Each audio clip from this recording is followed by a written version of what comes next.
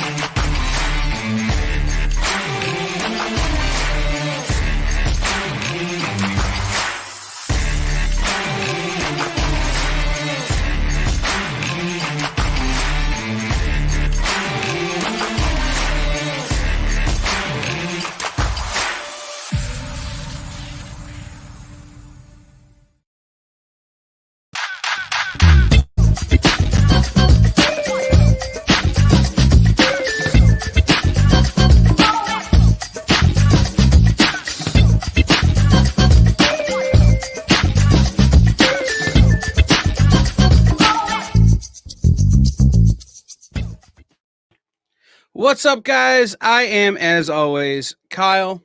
This is a brand new show here on the Experience called The Legends Lounge, and we had to create a new show in order to hold the spectacular, legendary level of our two guests tonight. So this is a brand new show, The Legends Lounge. Inside the Legends Lounge tonight, we have two legends. One that's been there a while, and two that is this new project he's on is going to catapult him to that level. Welcome, everybody. The voice of many of our childhoods and currently the voice of AEW, Tony Shiavone, and the person responsible for helping Tony bring his life story to the comic book form, Mr. Dirk Manning. What's up, everybody? Hello, Kyle. What's up, buddy? How you doing? I'm very excited to talk to you, Tony. I've been a fan for a long time. I'm going to start here. This is actually not the first time we've met, but you have no reason to remember the first time we met. Okay, I don't remember what I had for breakfast, so you got it. Well, that's fair. It was in Gwinnett. You were working a baseball game, and right. I was Jim Weber's piddly little helper when he was for the Mud Hens, and I was so starstruck I couldn't speak. So. Wow. How about that? So that was at Fifth Third Field, right? No, this was on the road. This was in Gwinnett. Okay. Gwinnett. Yeah, absolutely. It was one of the few road trips I got to make. And I'm like, I got to go to Gwinnett. I've been a Braves fan before I worked for the Tigers. I wanted to go to an Atlanta. I wanted to go to a game, see a Braves game. And I wanted to come down. And so Jim's like, get on the bus. Let's go. All right. Great Jim Weber, man. Legend. He's a legend in his own right. Yeah, it's true.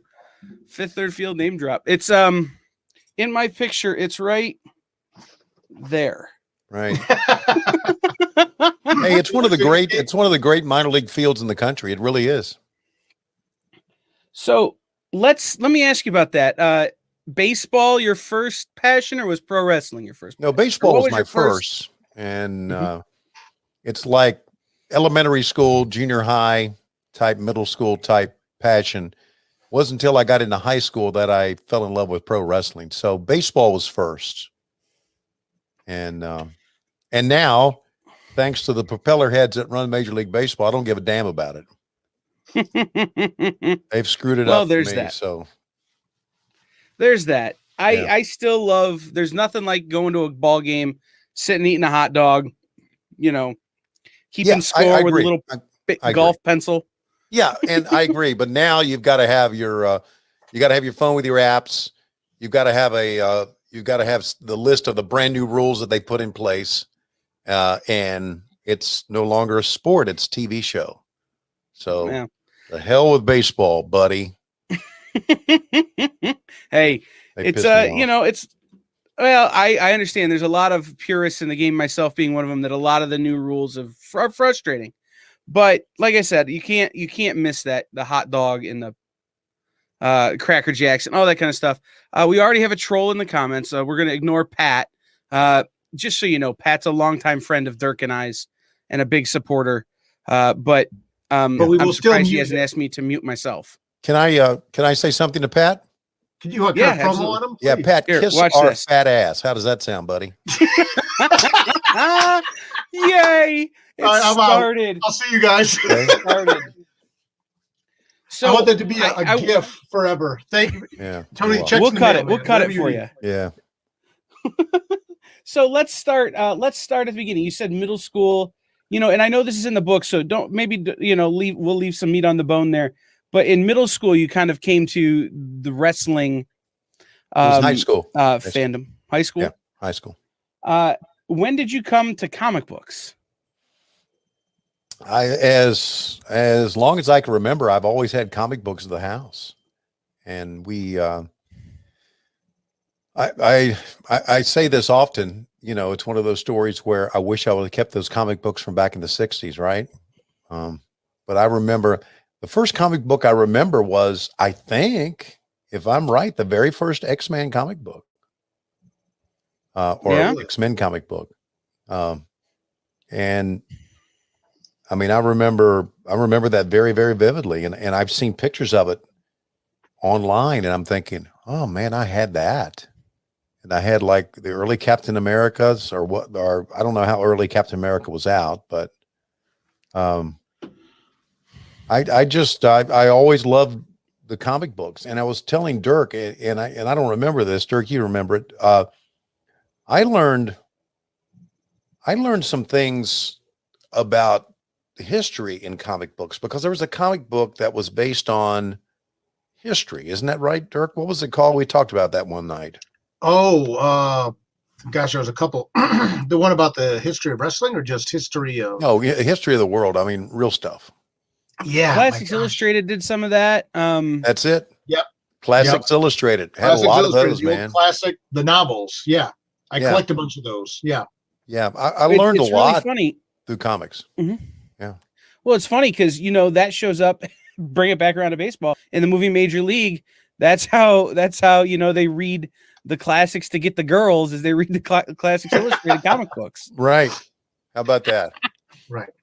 Well, so you even look at how many kids though learn to read through comic books too, and stuff like that.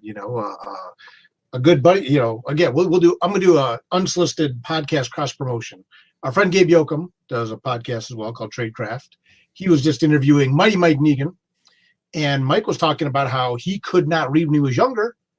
And they finally said, give the kids some comic books. Kids love comics. And he credits that with how he learned how to read. And comic books are the only medium where you use the left and right side of your brain, which I promise in my view, that is the right way, left and right. But comics are the only medium where you use the left and right side of your brain at the same time. And it just kills me that so many people, talk about comics being dumbed down reading. But it's the only medium you use both sides of your brain at the same time to process words and images. There's your geek moment of the day. Hey, sorry. You didn't make that up either, did you? I did not. That's your somebody's a teacher moment of the day. Somebody was an ed major. All that schooling finally did me good. Yeah. The rest of us trying to find ways to get out of class. Dirk's like, I'm going to do this forever. So let's talk about how the book Butts and Seats came to be a thing. Tell us kind of the origin story of the Tony Schiavone, Dirk Manning tag team collaboration. Well, actually, it probably started, if I'm right, it started at C2E2 back in 2019 when I first met Mike Dawkins. And Conrad Thompson, who I do a podcast with, says, I want you to meet my lawyer. I think he said our lawyer. So he'd already signed me up. And we had dinner at this nice place in Chicago, and Mike paid, which is always good. And I learned that Mike Dawkins was, a big wrestling fan, but also pretty good lawyer, pretty shrewd one, good at billing, good at making money. So for himself, that is. So and then he and I we formed a friendship. I met Mike when I was in Toledo for a Mud Hens game that year. And and that was my last year in baseball, 2019. So I got to meet Mike, and Mike said to me, he said, you ever thought about doing a comic book about your career? And it was like a light went off. I went, yeah, everybody's done a book on wrestling. There have been great wrestling books out there. I've been asked if are you going to do a wrestling book? And I'm thinking, I don't know if I am or not, because I just didn't think my story was that compelling. So I got with he introduced me to Dirk. Dirk thought my story was very compelling, and that's how we started. So it was the Mike Dawkins lawyer connection that started things, and it just grew from there. Mike has been with us on all of our Zoom calls. Not so sure why. I mean, he's been like our billable researcher. hours. Billable hours. That's what a billable hours. That's right. So he can charge us for the time spent. And so Mike has been, the key player in all this to get us together, and it's been wonderful. I never really thought, and Kyle, I can even throw this at you. I never thought I would get so involved with people from Toledo in my life. I mean, we've got you, we've got Dirk, we've got Dawkins. I know Jim Weber very, very well, and it's just it's been quite a run. It really has. But Dawkins is the man that started everything. So it's true, and I guess my side of that as well is you'd be amazing how compelling someone's story can be when they're willing to pay you. So once Dawkins came in and said, this was going to be a cash cow, Tony's story got infinitely more compelling all of a sudden. No. Yes. No. I'm just saying, that 2% he cut me in on, just made all the difference. No, Tony's story is really fascinating. And obviously, and Kyle, a lot of the key players here as well.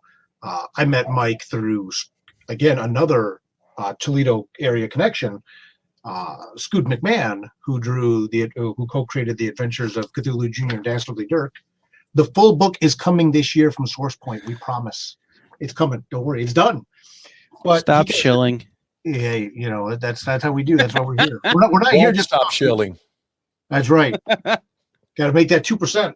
But no, Mike came to me and again, Tony and I keep joking that we need to kind of corner Mike and ask him how long he had this in the works, because obviously he had talked to Tony the year before, or no, actually at C2E2. I was supposed to be at C2E2 as well and couldn't make it. I had a family situation that I had to suddenly fly out of state. But I think Mike's plan was to introduce Tony and I at C2E2. And then when that didn't work out, he kind of came to me after the show and goes, hey, I know you got a lot going on right now with your family and your grandpa and stuff like that. He goes, but how would you feel about doing a book with Tony Shiavone? And I had to kind of then wrestle the fan part of me, who's a big fan of professional wrestling and obviously knows who Tony is, like, to jump on it versus the commitment of my time and making sure that'd be something that fit.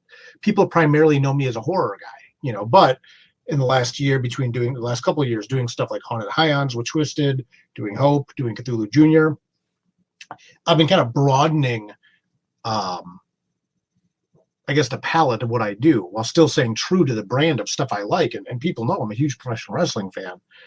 So it took one meeting with Tony and it became very obvious that this was going to be a really fun book to do.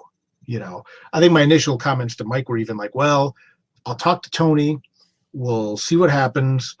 And I said, and if it's not going to, I think I told Mike almost exactly, if it's not the right fit for me, I know enough people who it could be the right fit for. So it's kind of like already giving myself that out if this wasn't going to work out. But Tony was a great guy. Pleasure to work with. We've been Zooming for a year, putting this book together between Tony and Dawkins, Dave Silva, and Drina Joe, and myself. I can't even imagine how many hours we put into Zoom just telling stories and crafting the book and editing the scripts and things like that. So, and here we are. You know, we launched the Kickstarter, and it is exceeded our wildest expectations, which you can see at buttsandseatscomic.com, like the little scrolling feed says. Shill, baby, shill. So I'm here for you. There you go. Thank you. Yeah. Just, you know, we didn't have a chance to do this. Just so you know, Tony, when I give Dirk grief, it's because I'm the heel and he's the face. Wow. That's been our That's relationship rare. for 10 years. Yes, that's right. Normally, as you might imagine, I just that heel heat just exudes from me, even when I don't mean it to. So Yeah, buddy. Kyle's that's right. I'm the heel, he's the face. Has been for 10 years. That's So right. let me ask this question, and I know the story as a longtime wrestling fan, but for those people who are watching, maybe as comic book fans who aren't as deep into the knowledge base, where does the title "Butts and Seats" come from? Well, that's a famous Tony Schiavone line from 2000, where Mick Foley won his world title in the WWE, and that had been pre-taped. Had been taped the week before, so we knew it. And Eric sent one of his people out, and I'm not going to say who she's named in the book, and sent them out to tell me to really make light or say something unflattering. I can't remember how she said it, but I remember the look on her face, eyes like a deer in headlights. Mick Foley just won the WWF title. You need to say something bad about it. I said, are you really, like right now? And she said, yeah. And Eric's listening. So she walked away, and first thing I could think of was butts and seats. That'll put butts in the seats. And of course, as you know, it's very famous that it had a lot of people switch the channel at that moment. And of course, again, as I bring up the fact that the winners of the war always write the history, there was a lot more into it. That's kind of like what I was known for, among other things. Hulk Hogan, you can go to hell, straight to hell, that type of thing. So it's also kind of what wrestling announcers do. They put butts in the seats. They embellish the product. They elevate the product. They talk about the wrestlers. They make them bigger than life. And it's our responsibility back then when we were selling tickets to put your butt in the seat. And so that's kind of like where it came from. Now, as Dirk will go on to say, that's what Dirk and Drina Joe and everybody on the Zoom call wanted. And I didn't really like that name, but I relented and said, okay, let's go with it. And you know what? It's obviously worked. Yeah, it was nerve-wracking because when Tony talked about, we were at least 2/3 of the way through the scripting process. We had the 10 chapters lined up, and we would get on Zoom calls and like, okay, chapter 6 is the butts and seats chapter.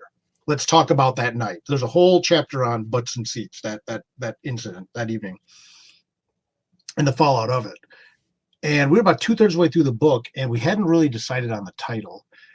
And to me, and I've said this in other podcasts, the working title in my mind was like A Life Among Giants, because here's Tony, there's every man amongst these larger life characters. Way too pretentious, was never seriously going to be the title, but to me that was the initial one. And what it kept coming back to then in my mind after that was butts and seats, and how butts and seats. Yeah, some of the chat, Steven's chat just said butts and seats equals comic and hams. There you go. But the whole theme of the book was also, butts and seats. The first chapter is Tony buying his family tickets to a wrestling event, all the way up to, obviously the butts and seats incident. But even when he was out of wrestling, when Tony was out of wrestling, he was still putting butts and seats in his job. So when we had the conversation, I kind of called up Tony. I'm like, so buddy, pal, what you thinking about a book title here? And he had the title I Jabroni. I comma Jabroni. I like that title too. Oh yeah. And it was cool, but I was worried. Great title. Of course, my marketing brain, was like, could we get that as a URL? Will people know what that is? As inside talk. Will people think it's Iron Sheik? Will people think it's The Rock? Will be, I'm like, And I said, all right. And Tony went on to explain the rationale behind that. And I said, okay. I said, that's not bad. I go, here's the other one we're thinking about. And I got the phone, like Butts and Seats, the Tony Schiavone story. And I kind of go like this, and there's just there's just silence. And I'm like, he goes, kind of let out this little kind of grunt, and he's like, well, I really don't want like a butt to be the logo. And I said, no, nothing like that, and we kind of talked about it, and we did woo him over. We brought in Travis McIntyre from SourcePoint as well. At that point, he was attached to the project. And like I said, I mean, it's working, it's catchy. And what was funny is, and I wish we timed it this way, it was like that day, like I think we talked about a day or two beforehand. Then we had our Zoom call that evening, and Mick Foley had tweeted, because it was the anniversary of the Butts and Seats event. And Tony kind of clapped back at him a little bit, and it became a pretty feel-good moment on Twitter. And I think that's what won us over. So, Mick Foley, if you're out there somewhere, thank you, because we already bought the URL at that point for Butts and Seats Comics. So, I don't think Mick Foley wanted it. So, good. Luckily, we had gimmick attorney on our team already. Like, we can get that, light it up. Yeah. What happened, Kyle, was that Mick Foley thanked everybody who was a part of him winning the world title. And I said, I was glad to be a part. My tweet was glad to be a part of it. So, and it blew up. The tweet blew up. It was so funny. That's a great tweet. By the way, I may or may not have just bought ijabroni.com. So you're gonna get a phone call. Talking to you soon. For when you need it, I've got it. You can have it. Scott James in the comments, excited to see my cover and pages in print. Guys, go back a couple of weeks on our Friday night Talking Shop show to see my interview with Scott talking about his work on this book. And the boss is in the comments. Oh, Drina Joe's in the house. You out. Gotta behave now. She knew we were getting rowdy. So let me ask a question that is fascinating to me and maybe not to anyone else, but I don't care. Tony, what drew you to broadcasting? Well, Kyle, I can't remember wanting to do anything else. I was a baseball fan, and we're talking about 5th grade, 6th grade, maybe 4th grade. Really? Young kid, loved baseball. Didn't get to play baseball till I was 13 because we didn't have a Little League program. We had a Babe Ruth program. And I had a good friend of mine, Johnny. Johnny was a Baltimore Orioles fan, and I was an Oakland A's fan. And we're talking early 70s. And we used to play this board game called Stratomatic Baseball, which is based on stats. And it's a pretty good dice board game, especially back in the day when there were no video games or anything like that. There were just board games around. And we used to play Stratomatic Baseball on the phone. He and I lived a couple of miles from each other, and I would get on my phone at home, the home only phone we had, and Johnny get on his phone, and we both had a game, and we played it and I would do the play-by-play for it as we were playing the game. I also had a friend of mine named Ricky Ellinger lived across from me. He was blind from birth, and he used to sit out on the front porch in a swing and listen to baseball games on the radio. And I would walk across the street and sit with him, and we would listen to WSB out of Atlanta, the big stations, 3WE out of Cleveland back then. And we even could pick up some Yankee games on WABC at times, WLW out of Cincinnati. So that's how I spent my summer nights, listening to broadcasters on the radio doing baseball games.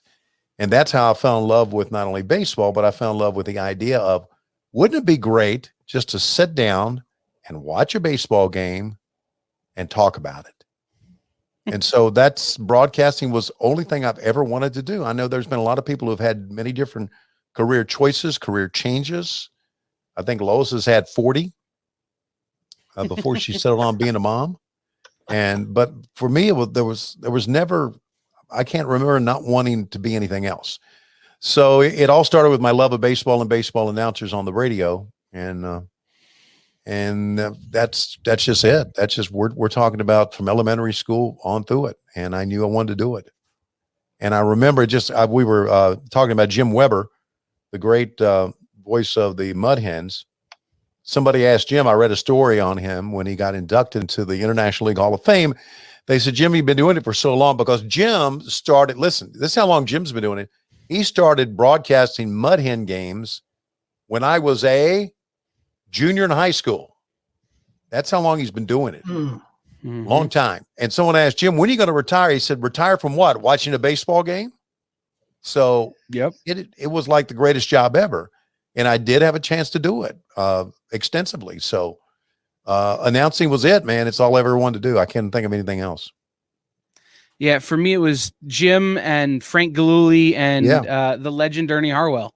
Right. Like those guys, they could bring a baseball game to you, sneak in the little AM transmitter with the headphones in under the covers after I was supposed to be asleep to listen to an away Tigers game. Yeah. That was it, man. That was everything. Yeah. I do have to interject you real quick. Tony, why am I just hearing this amazing story about you sitting on the porch with your childhood friend who was blind? Where was that 5 months ago when we were writing this? Well, when we do a graphic novel on my baseball career, that'll be in there.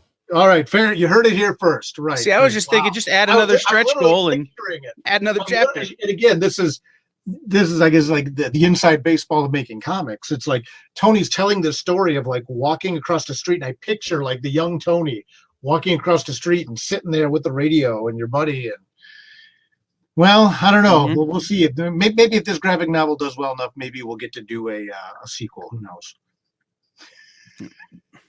And that's Rob Humphrey in the comments, kind of giving you the same comment, that you were just talking about, is your voice brings back his nostalgia of watching wrestling with his grandfather. So how does it feel to be one of those guys? Well, I guess if you live long enough and do it long enough, you're going to be one of those guys, right? I really thought, Kyle, that back in the Nitro / Thunder WCW era, that I was on too much, to be honest with you. But I'm the type of person that when they want you to do something, you go ahead and you do it. And because I did Nitro, then I did Thunder, and I did all the pay-per-view. So anytime you turned on a WCW event, you heard my voice. And I thought back then, man, you're hearing a lot of me, man. It's like my story with Ricky Steamboat was Ricky came up to me my first time ever did play-by-play, and he said, man, you sound really, really good. You made me want to stop and listen backstage to what was being said. And I said, Ricky, I appreciate you saying that, but you only stopped and listened because it was a voice you hadn't heard before. I said, one of these days, if I'm lucky enough, you're going to be sick of hearing my voice. So I think that people were sick of hearing my voice.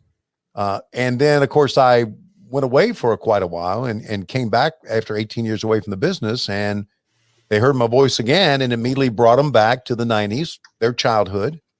And I'm happy for it. I'm proud of that. I'm shocked by it, to be honest with you. I never even envisioned that I would be a voice of anyone's childhood, but I do realize it more than ever about wrestling fandom and about how fans are really emotionally drawn into wrestlers, because we're not just a sport.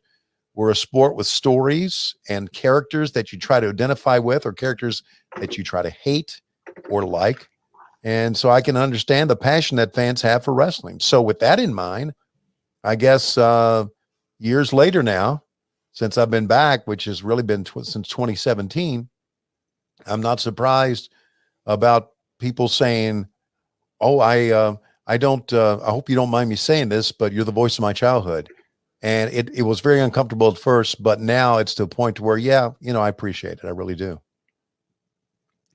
So let's talk more about the book, because that's why we're here. I mean, I could talk to Tony about talking all night. But let's talk about the book, because as of this very moment, we are at, and I'm pulling it up on the phone, $102,432 from 1,774 backers, with 16 days left to go on this thing. Yeah. How does it feel to know that many people want to read your story? Well, it's flattering. It makes me feel good about not only about my story, it makes me feel good about graphic novels and about comic books. And it makes me feel good about,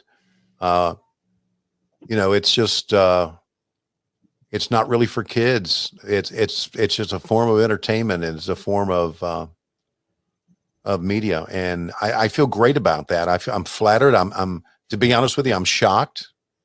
And we've also never, and Dirk, you know this because we talked extensively about it. We've never really promoted it on TV yet.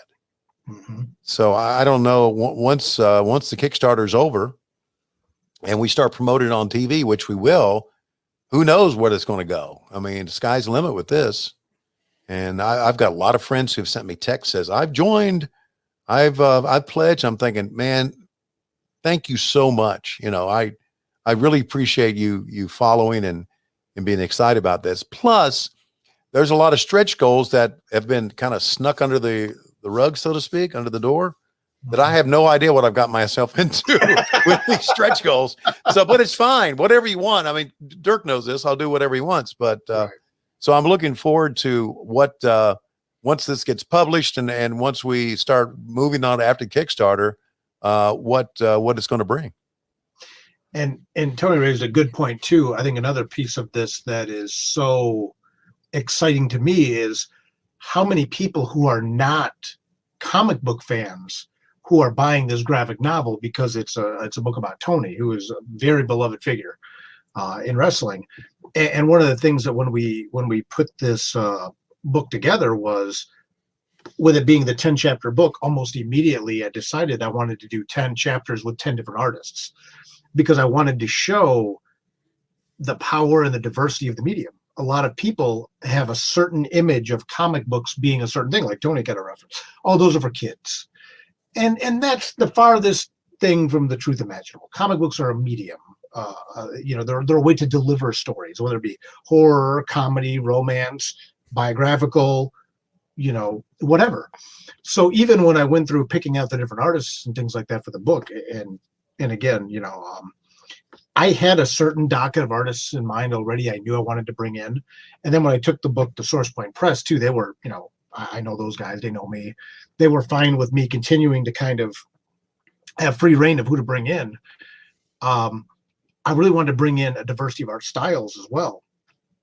So as you go through the book and the different chapters, you'll see a wide ranging style of art that was very intentional on my part. And I was a little nervous about it because not all of the artists in this book are that bombastic style of art that I think a lot of people associate with it.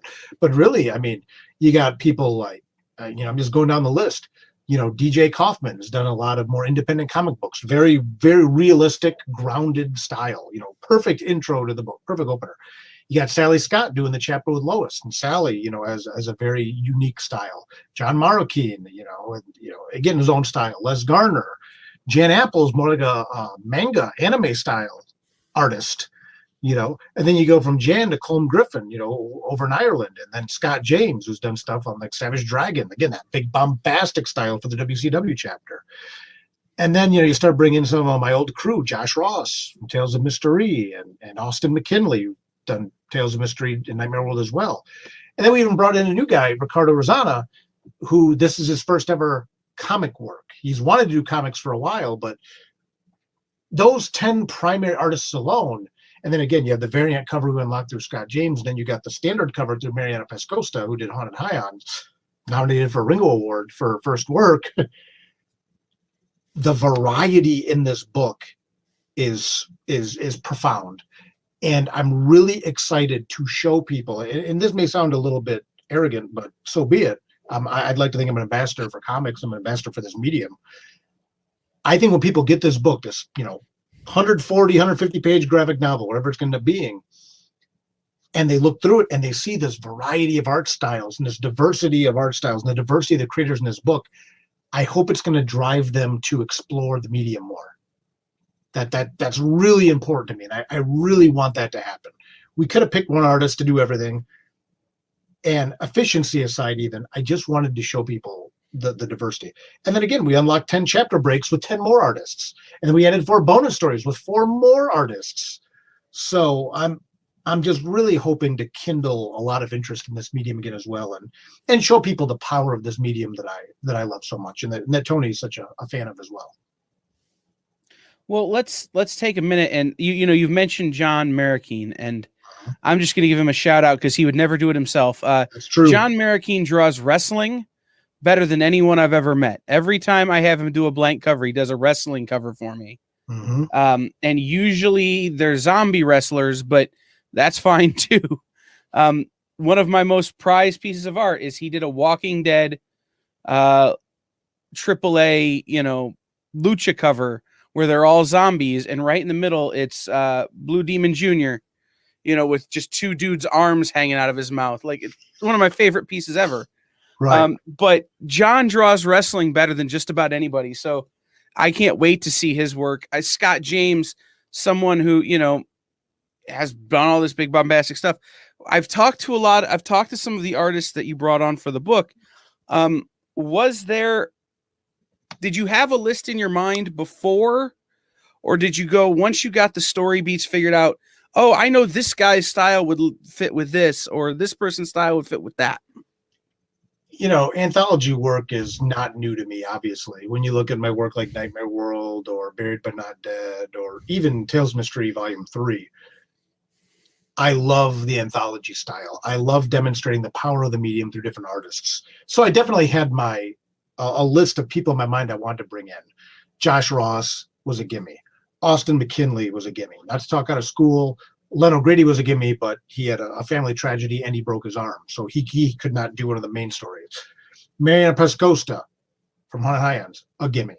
And then past some of my crew, my ride or die people, there were artists who I wanted to work with for a while. And again, I put John Marroquin in that group as well. John's another guy I've worked with several times, and then like working with Sally Scott again, working with Jan Apple again, and then also working with people who I've never worked with before. I've wanted to work with DJ Kaufman for 20 years. And when we started formulating the book, that very first chapter of Tony as a young kid watching wrestling with Uncle John, I knew he was the perfect guy to open the book. You got Les Garner, who we've talked about working together forever. He got hooked up with Source Point Press for Apocalypse Girl, did really well for the publisher. And we were always talking, when are we going to work together? It was a no-brainer to bring in Les's style for this book. Again, we talk about Scott James, another guy I wanted to work with a long time. Fantastic choice to do the WCW chapter when you're going to have Sting and Hogan and all these larger-than-life characters. When Len had to bow out from doing a larger chapter in the book, Mariana, who did the main cover, she told me, and I will do my best not to do my Italian voice for Mariana. Yeah, please don't. I'm not going to do it anyway. She said, "Hey, Dirk." No. But she said, what about my friend Ricardo? He's wanted to do comics for a long time. He just hasn't gotten that break. I trust Mariana implicitly. She's my sister from another mister. So when she showed me his work, I was like, perfect. Bring him in. He has more of a cartoony style like Len had. Perfect fit. So I had a pretty good idea, I think, from the jump of who I wanted to bring in. And then even people who couldn't commit to a full 10-page chapter, bringing in people like Brian Silvermax was here in the chat earlier. Drina's going to choke slam you. We're gonna have a that's pay-per-view because here on the That's experience because for I was that. doing the Mariana voice. You know, she's like, I do not sound like a Mario. And I'm like, yes, you do. But Brian Silverback's, again, big wrestling fan. This is an exclusive for you, Kyle, because I haven't talked about the pinup artist yet. I'll give you a couple. Brian Silverback, who's in the chat, did one. Grant Perkins, who I worked with Nightmare World back in the day, did one. Scoot McMahon did one of the pinups. Ani Hanyan, who did the Ad-Free Shows book, is doing one of the backup stories. Mike Watson is doing one of the backup stories. Those are names I haven't even dropped yet. Sean Daly doing the insert cover we unlocked as another stretch goal. It's been great to bring in people I know and people whose work I want to get out there in front of people. People are extremely talented. So I had my roster, and then like Colm Griffin, I didn't mention him yet, I don't think. I did briefly. Travis McIntyre recommended him. He's like, Colm's a great artist, bring him in. We had another artist who was initially attached to the book, and then right when it started, he said, I have to bow out. I can't tell you why. I really want to do this, but you'll understand why when it comes out. And we both, and Travis and I both knew, it was like, this has got to be pretty major. I mean, if he's stepping away from this, because he really was into it. He's drawing Spawn. Okay. Sorry, Tony. It's like, Todd McFarlane came in with that Todd McFarlane money, and that was the end of that. So, got it. Kevin, happy as hell for you. We get it. But he couldn't even tell us at the time. And Travis and I talked, and we're like, he must have got scooped by Marvel or someone got him on something. Well, yeah, he's drawing the new Spawn. I'm like, okay. Well, we could do a Spawn meets Lois. That's true. You have Lois be the Violator.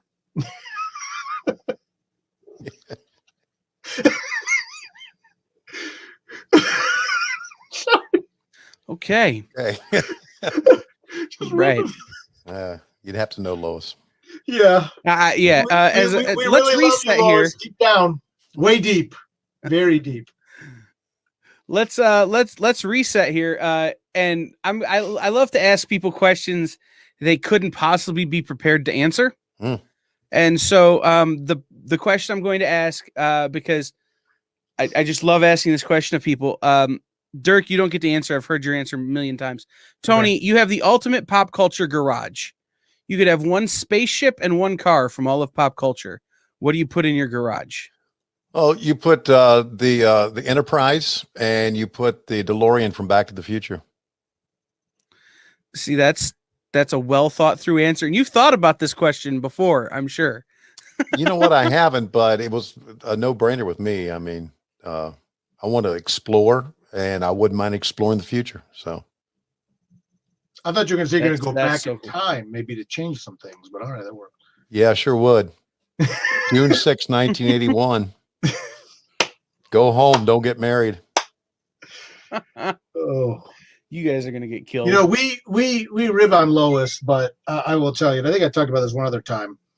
When we did the chapter in the book, which was chapter 2, it's called an Unexpected Dinner. And when Tony talks about meeting Lois, and I don't want to give away too much out of the book, so it'll surprise people who don't know. They had a very short courtship, very short. And of course, we get Tony's side of it. Again, I'm going to give, I thought Adrena Joe just got off the call here. She said bye, so I can give her credit safely now.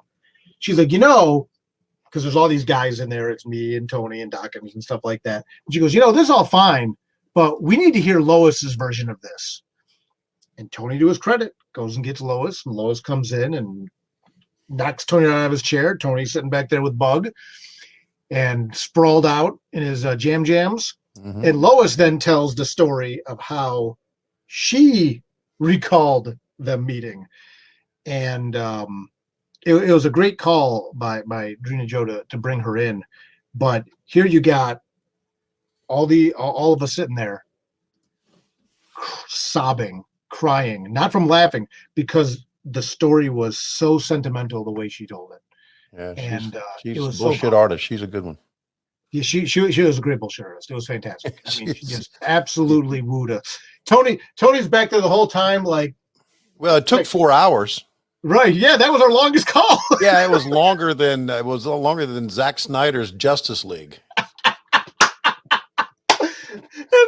and then arguing about the dinner, what the dinner was. Because Yeah. like that was like the kicker of this whole thing is like, here's this romantic story, and it's just beautiful. And then they turn to the old married couple arguing about what dinner Lois prepared for Tony Yeah. that convinced him or snookered him into marrying her, depending on your perspective. Yeah. But so anyway, we like Lois, and we will rib Lois forever. But man, So I wanted to ask Tony one other thing, and we've got some comments in the chat about your rig there. Podcasting has become a pretty big part of the Tony Shiavone empire, as it were.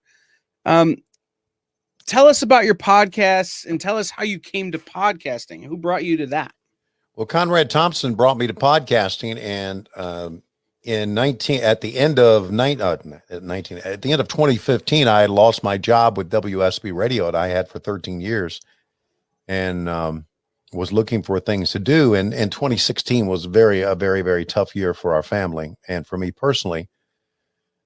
Just trying to call a bunch of jobs together to stay afloat. I still had the Braves, still had the Georgia Bulldogs, but I needed more. And so after a very, very bleak 2016, in January of 2017, Conrad Thompson got in touch with me via email and gave me a proposal to do a podcast based on my WCW years.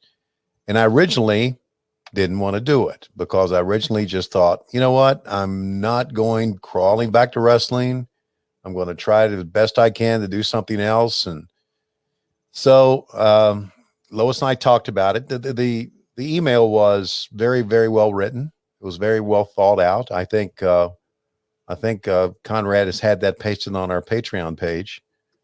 It was a business plan. It was more than just a hey, let's do a podcast. It was a business plan about how we can market it and how we can sell merchandise.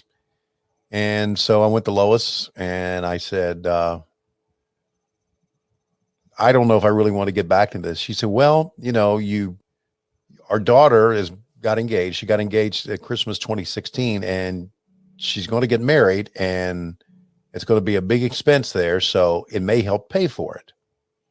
So I said, yeah, you're right. And so I talked to my daughter. My daughter said, Laurie said, okay, I'll put it off for a year.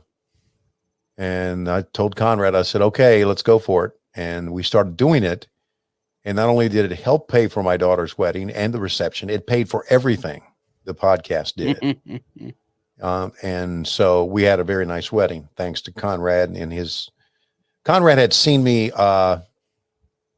a NWA Fan Fest in 2016, in August 2016, and thought, man, he's got some pretty good stories, and he's a pretty good storyteller. And he's got quite a personality that no one had really ever seen, because I'd kind of been a straight man throughout my career in wrestling. So this podcast opened up me to what is really my personality. And it got rave reviews. It got big downloads. Conrad put together this network, and we're now on Westwood One, and we've got our own pay channel, which does very, very well for us.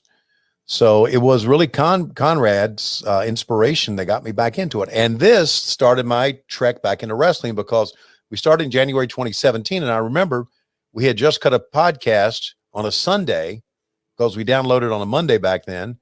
And he said, are you going to watch the Royal Rumble tonight? And I said, hell no.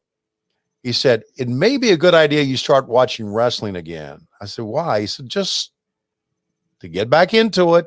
To say, if somebody talks about it, be able to know, sound like you know what you're talking about.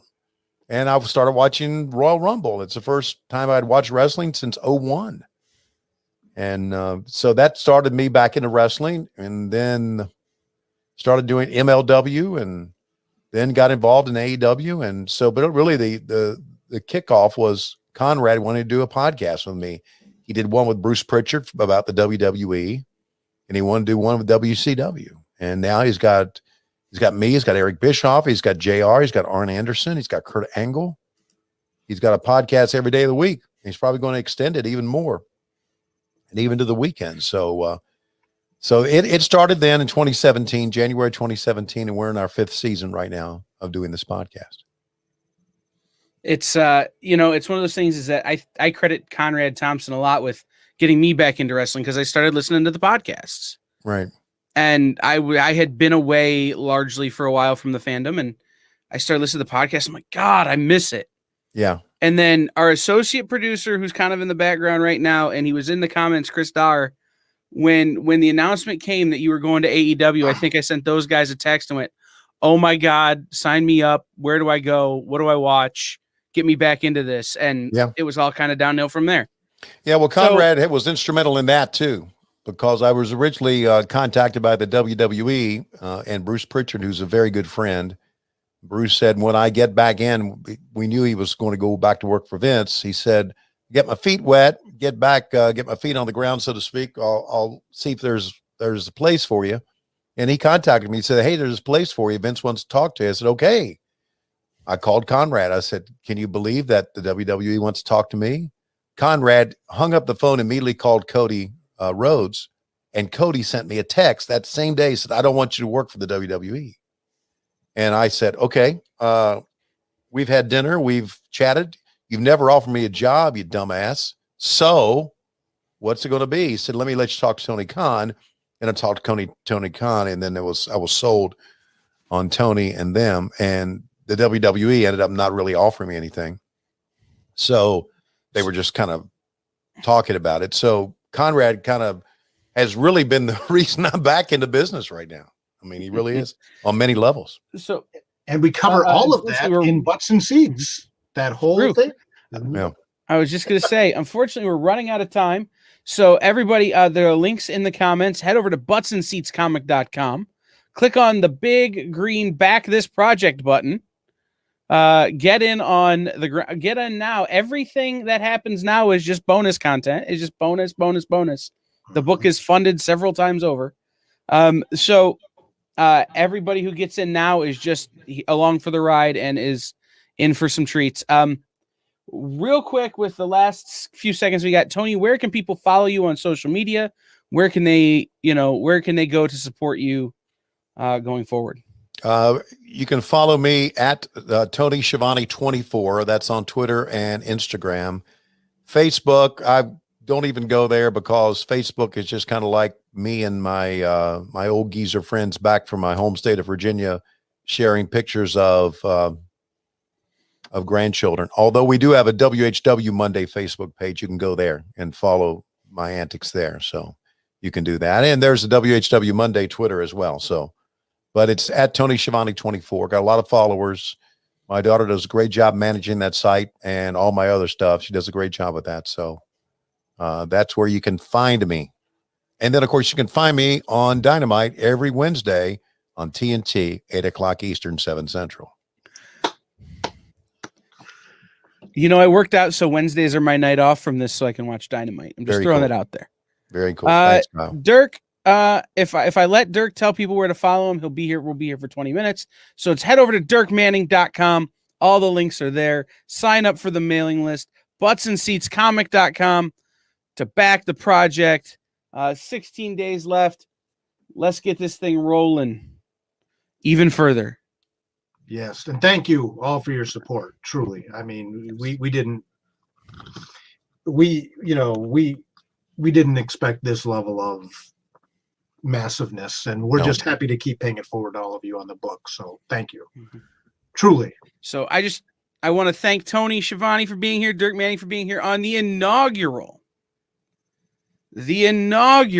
Legends Lounge show on the Experience.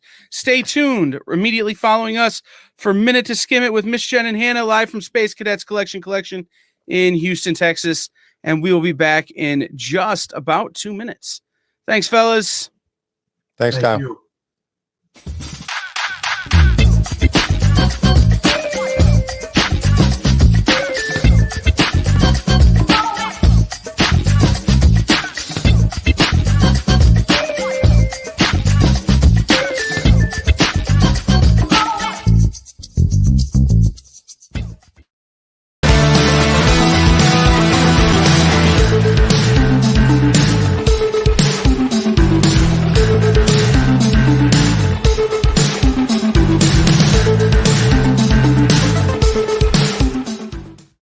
To be continued.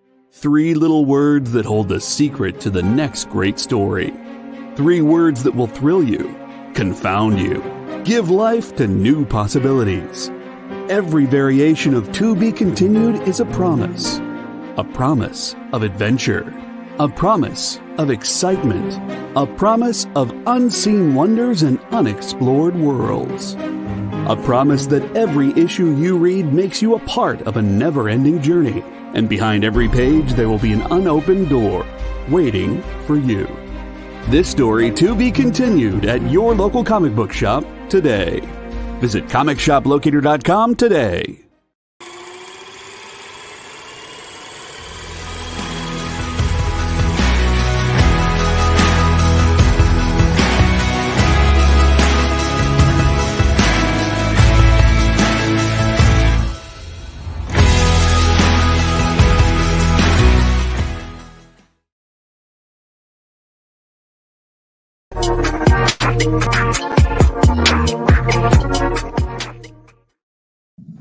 Oh my goodness, I was vibing. I was in a whole zone.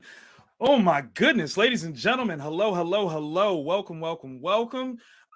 Before we jump right into this, I just got to give a shout out to everybody that's been featured so far. This has been an incredible conversation. I've loved every bit of it. But for my end, hello and welcome to the Black Comics Universe live event hosted by Peep Game Comics, the digital store supporting creators of color and the newly launched streaming platform, The Experience. Hello, y'all. I am Victor Dangerous, the hardest working man in comics, and I'm a self-publishing creator born and raised in Columbus, Ohio, doing all the fun things that I can possibly do in the comic book business. That includes working with Wizard Magazine. I'm the new editor-in-chief of that one, so yay! I'm not supposed to say that, but I just did. Oh, snap. But today, the honor, y'all don't even understand how excited I am about this. I get to stand on this virtual stage with arguably the most visible Black woman in comics today. Ladies and gentlemen, make some noise for Miss Afua Richardson. Hello, Victor. Oh, you made me sound so fancy. Thank you for the wonderful intro. You are worthy of all the praise. Come on now. How are you? I'm doing okay. I am hanging in there in these crazy days. How about yourself? Not too bad. Okay, so obviously your name is on everybody's lips these days, which is fantastic. But I want to go back because I don't know you that well. I've seen your work. I've loved your work. You get to know each other. Yes, that's what I'm here for. I'm trying to get to know you. So I want to go way back, back in the time in the beginnings, and ask you, do you remember your first comic? Ooh, I want to say it might have been Excalibur. Okay. What era are we talking? Man, I remember. I don't even remember what number it was. I was 9 years old, and someone gave me just a box of their old comics. It had Wolverine #1 in it. Oh. There was Excalibur and like art. Like, oh man, I'm trying to. You just opened up a whole box. I'm sorry. I moved all of my clothes out of my closet, and I was like, Nightcrawler, Archangel. They were all blue. Like everybody was blue. I was just like, Beast is in this. I was just like, oh, everyone's blue, and I love this. And all my clothes got moved into a bag on the side of my bunk bed, and all the comics went into my clothes. I love it. No, that's the way that's supposed to be. That's exactly what's supposed to happen when you get immersed in this world of comics and stuff. So, is Excalibur your favorite team, or did it just kind of open the door for you to get in there? It opened the door for me. Okay. I was definitely a big X-Men fan. I spoke to one of my oldest friends from kindergarten a couple of years ago. Oh. And he was like, do you remember when we met? And I was like, no. I just remember my mom got me to kindergarten late. So that's what I remember. And I was embarrassed because everybody was going to recess when I was coming in. And but I remember meeting you. He said, yeah, you reached your hand out or I reached my hand out and said, "Hi, my name is John," and you replied, "I can shoot my nails out." Shink. That was what you said to me. And I was like, "Oh, Yes. sorry." No. That means that the bug was there from like day one. Like whether you knew it or not, the pop cultural vibe of comics and all that goodness was right there. I love it. How long have you been drawing though? Like, has that always been a facet for you? It's always been something that I used as a tool to express my emotions. I actually remember some of my early drawings because I have memories from 2 and 3. I don't know why, Okay. but I do. I remember some of Creative my minds do really that. early drawings, and I remember like drawing my mom and dad as superheroes, and then trees. My dad was always drawing trees, and so I remember the first time I drew a tree, Mhm. but it was just a stick with a little green poof at the top, and I thought, wait a second. Which side is the left side of the tree if it's a stick? And I just sat there for a second. Whoa. Okay. That's Wait, which borderline is the high left logic and right right there. side? that is intrinsic, actually. Because I mean it is, but okay. So you just kind of open up a door though, and I want to walk down that hallway. So obviously, you getting involved in the arts, art was something that was prevalent at home. Yes. Okay. Yes. My dad, in addition to being a soldier in the Coast Guard and several other branches of the military, he was a physicist, and some of his studies helped develop MRIs. Wow. And he spent certain years in college, and then would visit Argonne Labs, and so he was half the time in Tuscaloosa, Alabama, half the time at different schools, presenting his theorems. But he was also a sculptor and an oil painter and an illustrator. Wow! So he would take the things that he was explaining. He was taking these concepts, and he would make things to show the forces in motion. Mm-hmm. But at home, I didn't see him draw very much because he was working so much, but he always gave me the tools to draw. So here is a box of 144 or 101 Crayola crayons with the sharpener in the middle. Oh, yeah. And I was like, oh, there's more than one kind of blue. Blue was that was it for me. I'm hearing a blue love here between Nightcrawler, Archangel. I'm feeling it. Periwinkle and turquoise. Oh, what do you mean? Cerulean, I was just so excited. What is this? No, right? I was so excited. I was just so excited that I could express myself in more ways, because I was really shy. I was a really shy, kind of awkward kid, but give me some paper, pencils, and some headphones, and I was... There you go, self-occupying. There's nothing wrong with that. Nothing wrong with that. Absolutely. Okay, so growing up, what was the culture like for introduction or support of your nerddom, whether that was in art, in comics, cartoons, whatever? Did you have good resources for that? I mean, obviously at home, solid, but friends, commercial stores, anything like that? I think I was a part of a lot of different groups, but I didn't feel like I belonged to any of them. So I had my band nerd friends who were really into manga, and they kind of opened that door there. And then I had my friends who were into underground hip hop, and they were into graffiti and superheroes. And then I had my other groups of friends who were more into heavy metal and sci-fi and those groups. And then those who were into more of like kind of the industrial arts, or just the weird kind of H.R. Geiger, super techie looking stuff. So, and then I had my own influences, of cutting class and going to bookstores. I mean, okay. Only when I was a super senior. Yeah, there you go. And if you're going to cut class, go to a bookstore. That almost negates the class cutting because you're still learning. That's my story, and I'm sticking to it. Any parents that are out there? Yeah, and so I loved graphic design and fashion magazines and just the use of these different shapes and and fashion, I saw them as costumes. Of course. And so all of these things kind of influenced the other. But, you know, when I was a teenager, I had a group of friends that I started drawing with, and some who I'm still friends with to this day. That's the best. Like Nelson Blake. Nelson Blake is one of the people who I've known forever. And when I was just like, I'm not good, but I want to be.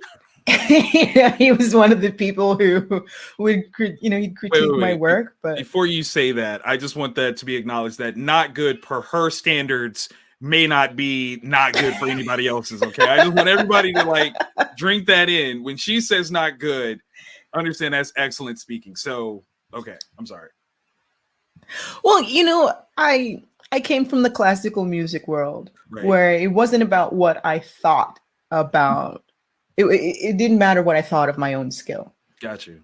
It was how I performed, whether I was in tune, and if I knew my craft enough to be able to keep up.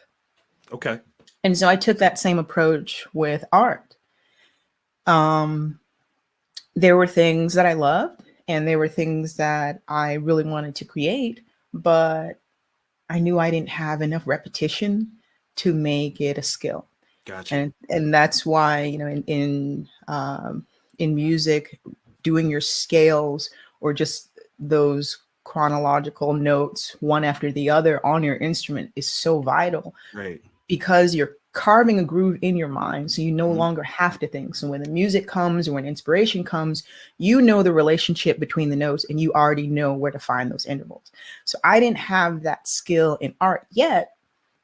It felt a little bit more like an accident where I'd have good days and bad, and that still happens now. But the likelihood of completely hating my work happened less the more repetitions I had. Okay, so based on that, and this is a very interesting, you know, concept that you're bringing up here. Obviously, you are creative, artistic minded. However, it played out in music first, and maybe to a higher level of excellence faster. Is that because you had teachers that were, you know, more, you know, fixated or focused on building that specific skill? Whereas in art, for the particular arts that you liked, did you have many teachers or mentors in building that? I had to seek them out. I had a lot of instruction in music from about age 9. And they were very, very stringent. They were very, very skilled. A lot of them had attended Juilliard, and I did undergrad at Juilliard. Okay. So I went to LaGuardia for the Performing Arts and studied music and music theory. So that was something that I felt a little bit more confident in. And I was just like, okay, well, I'm learning the foundation. And so now I can improvise because I know what's there. Of course. But when it came to art, I felt like my folks didn't want me to be disappointed because they felt like art was something that you did to, you're having a bad day, you draw it out.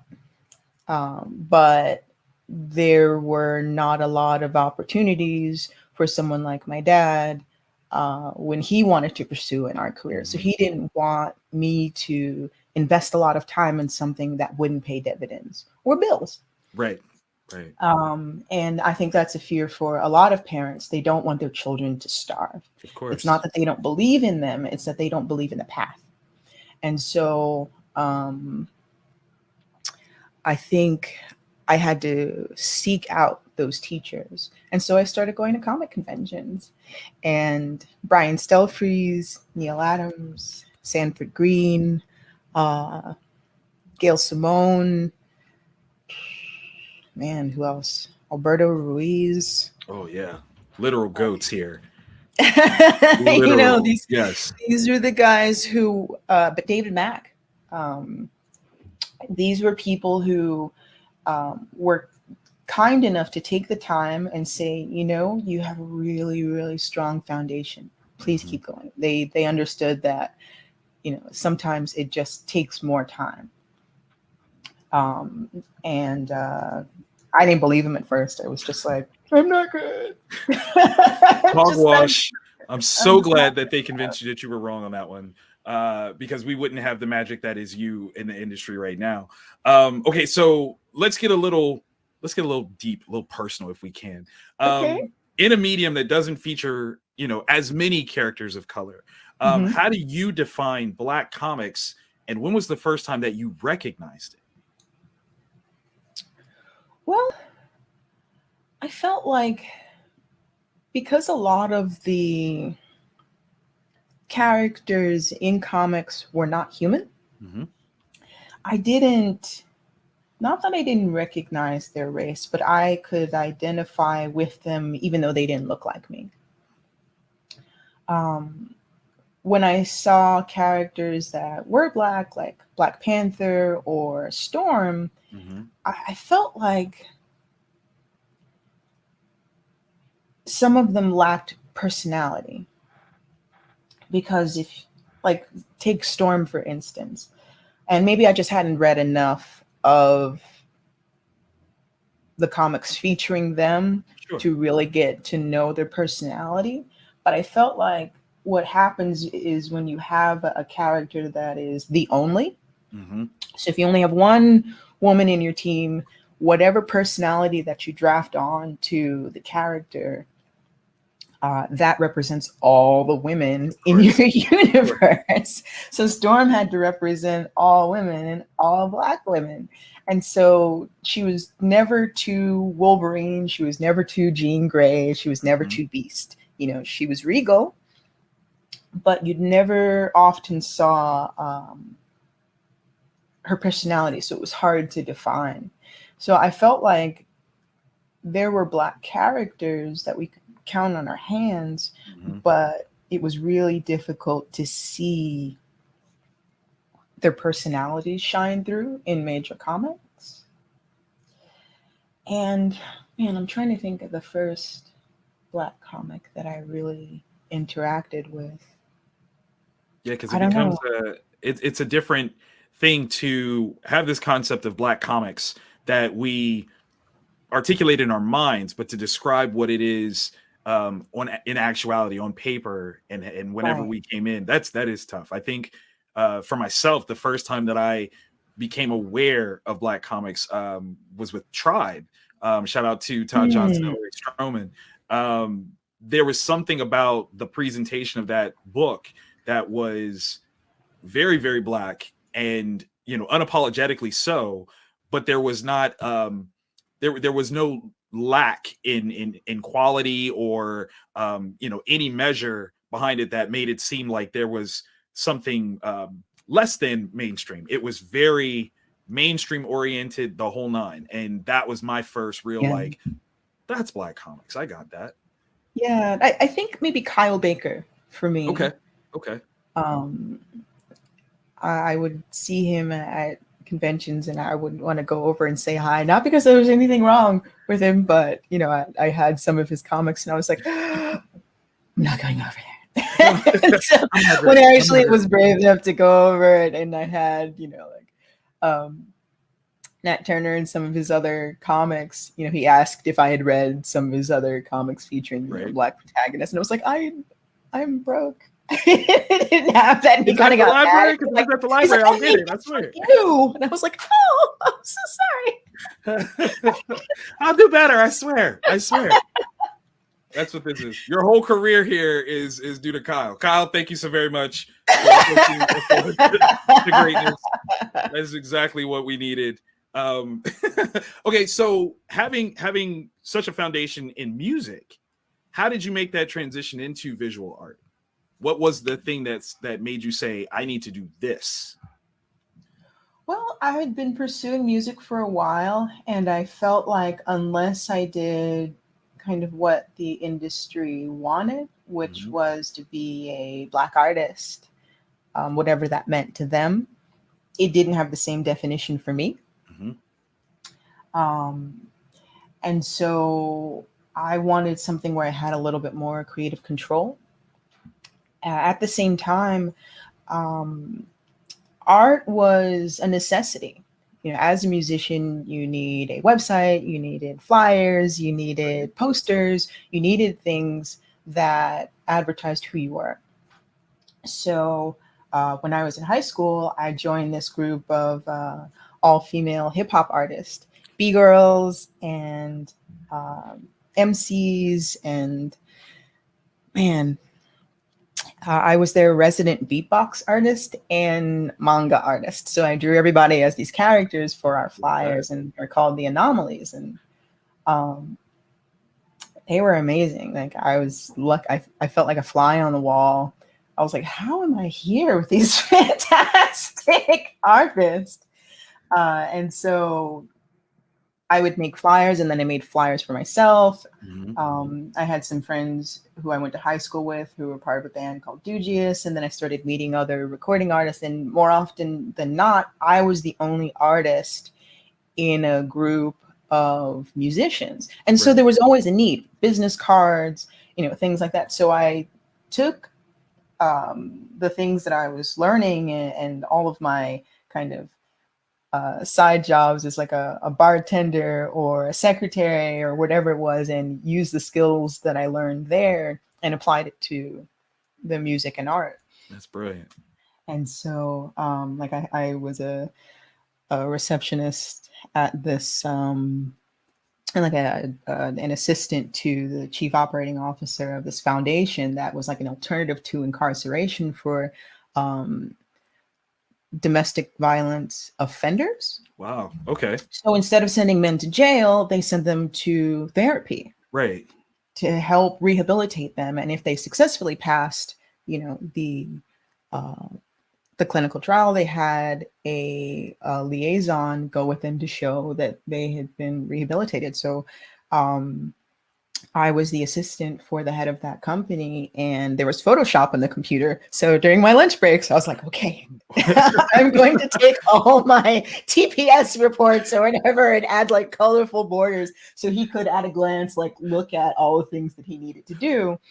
And one of the guys who ran that, his name was Gregory McCants, and he was awesome. He would be one of those guys who would go out on the street and pull people by the ear and be like, get your yes.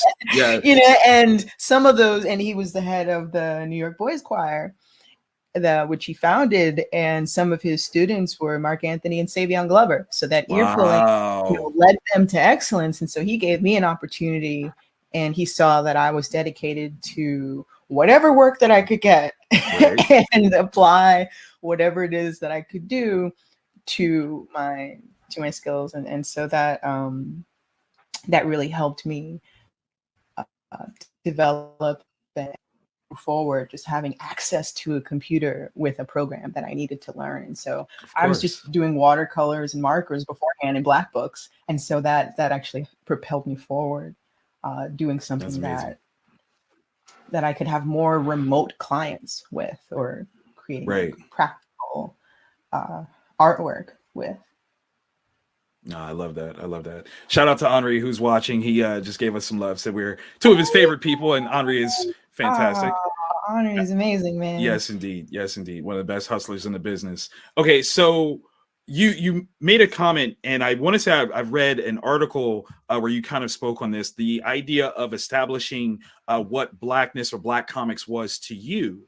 And I think that's such a very important statement. Obviously, right now, especially, you have a huge spotlight on you as a female creator, as a Black creator. Is there ever a time when those two consistent aspects of yourself are in conflict, where you are asked to choose between being a Black creator or a female creator? I don't think so. Okay. That's Thankfully, good. I'm at a point in my career where I can choose the work that I want. True. I can say, you know what, I don't want to give my creative energy to this, or I can't. Right. Like sometimes I want to work on something, but I can't. But if there's something that someone wants me to be a part of that just doesn't really gel with me fundamentally, then I'm not going to associate with that, because that means that whatever their philosophy is and whatever the message of their book is, people are going to assume that that is what I'm saying and that's what I'm a part of. And I think people have the right to say whatever it is that they want to say, but they don't necessarily have to use my work to do it. Of course. You know, so choosing between being Black and a woman, that was never a choice for me. You know, nor would I choose any differently. Right. You know, so it's almost impossible to do so in my work. And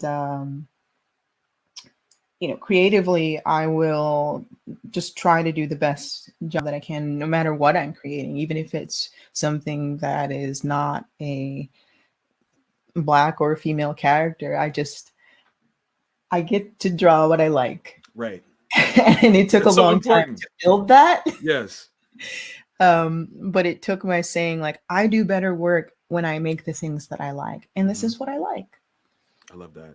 And so now I get asked to do those things because they see the body of work and they're just like, okay, well, I want that for this character. So I get to make those decisions now myself. That's fantastic. And I love this sense of responsibility that you're taking as a freelancer to say, beyond just getting the check, I need to believe in the project that has my name attached to it. That's fantastic. I think a lot of up and coming creators need to embrace that concept that beyond just a check, this is your name in the industry. This is who you are as people will see you.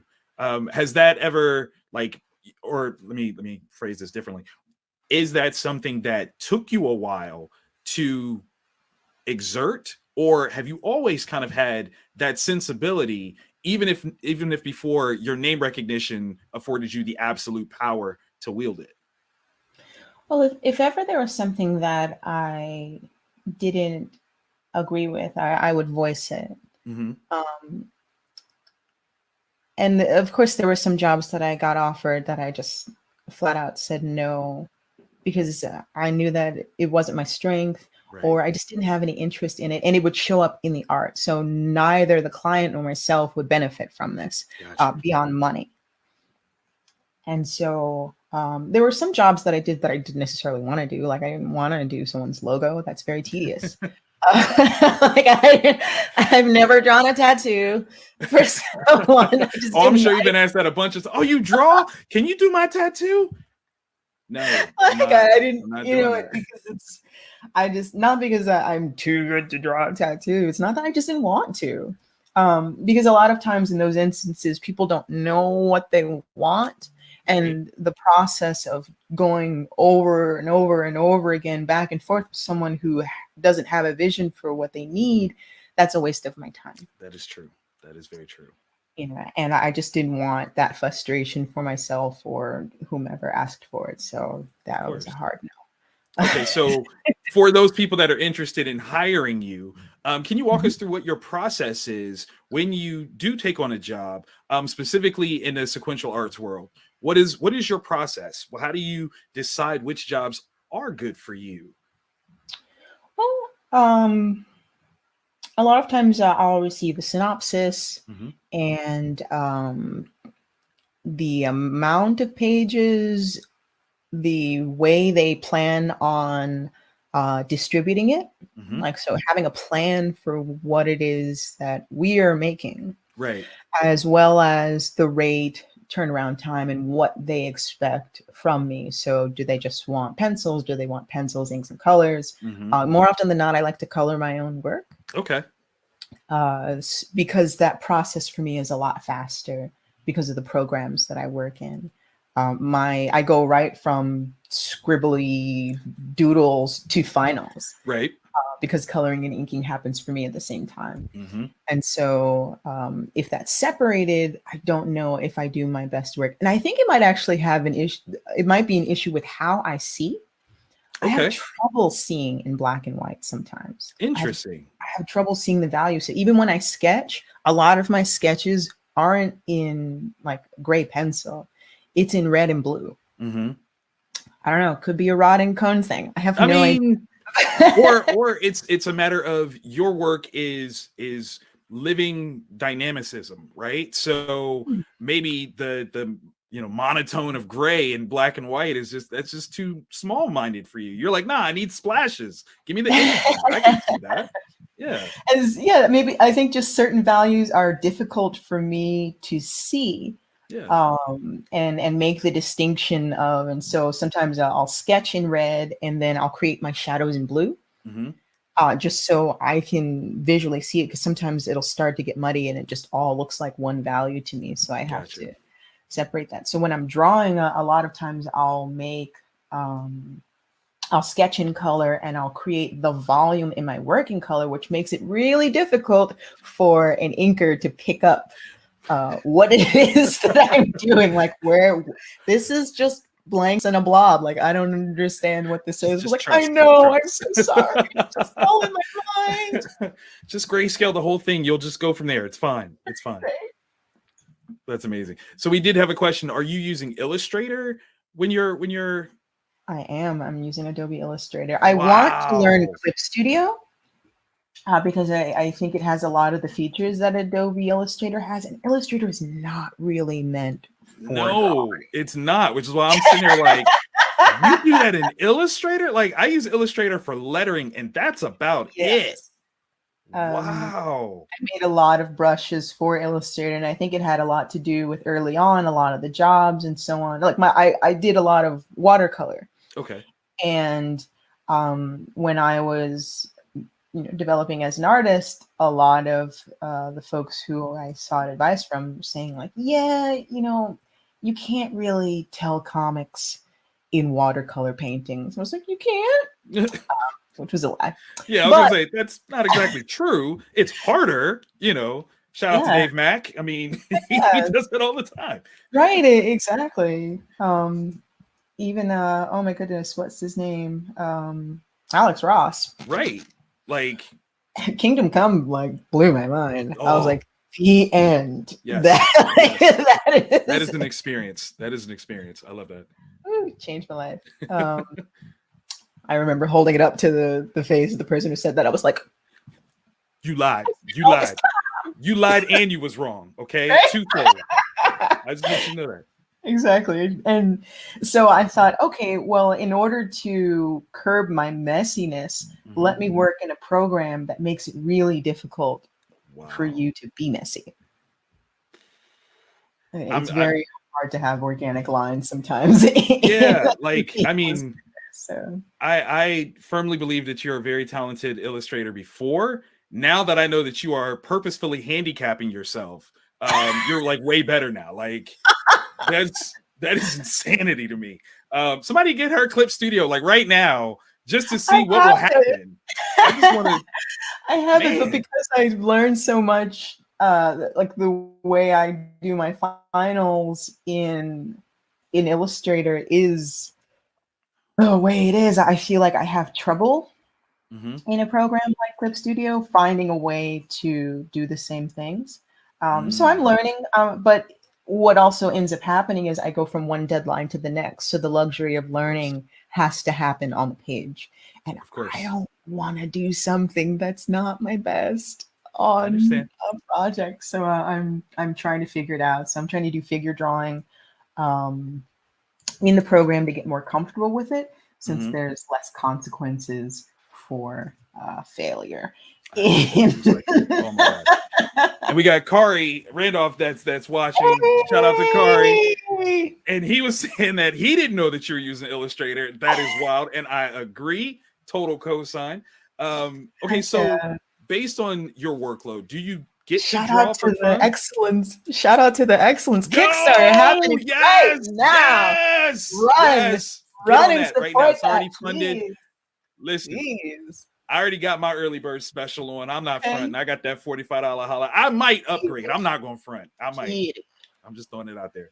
Let me get a lick right quick. I was actually going to wear my excellence pin. But I couldn't find the backing. I was like, I gotta hurry up. I'm gonna be late. Next time we'll do this. Yeah, we'll definitely rock that. Yeah, huge shout out to Kari, Brandon Thomas, the whole crew, Darren Bennett, letterer. What up? Yeah, it's fantastic. That's a beautiful book.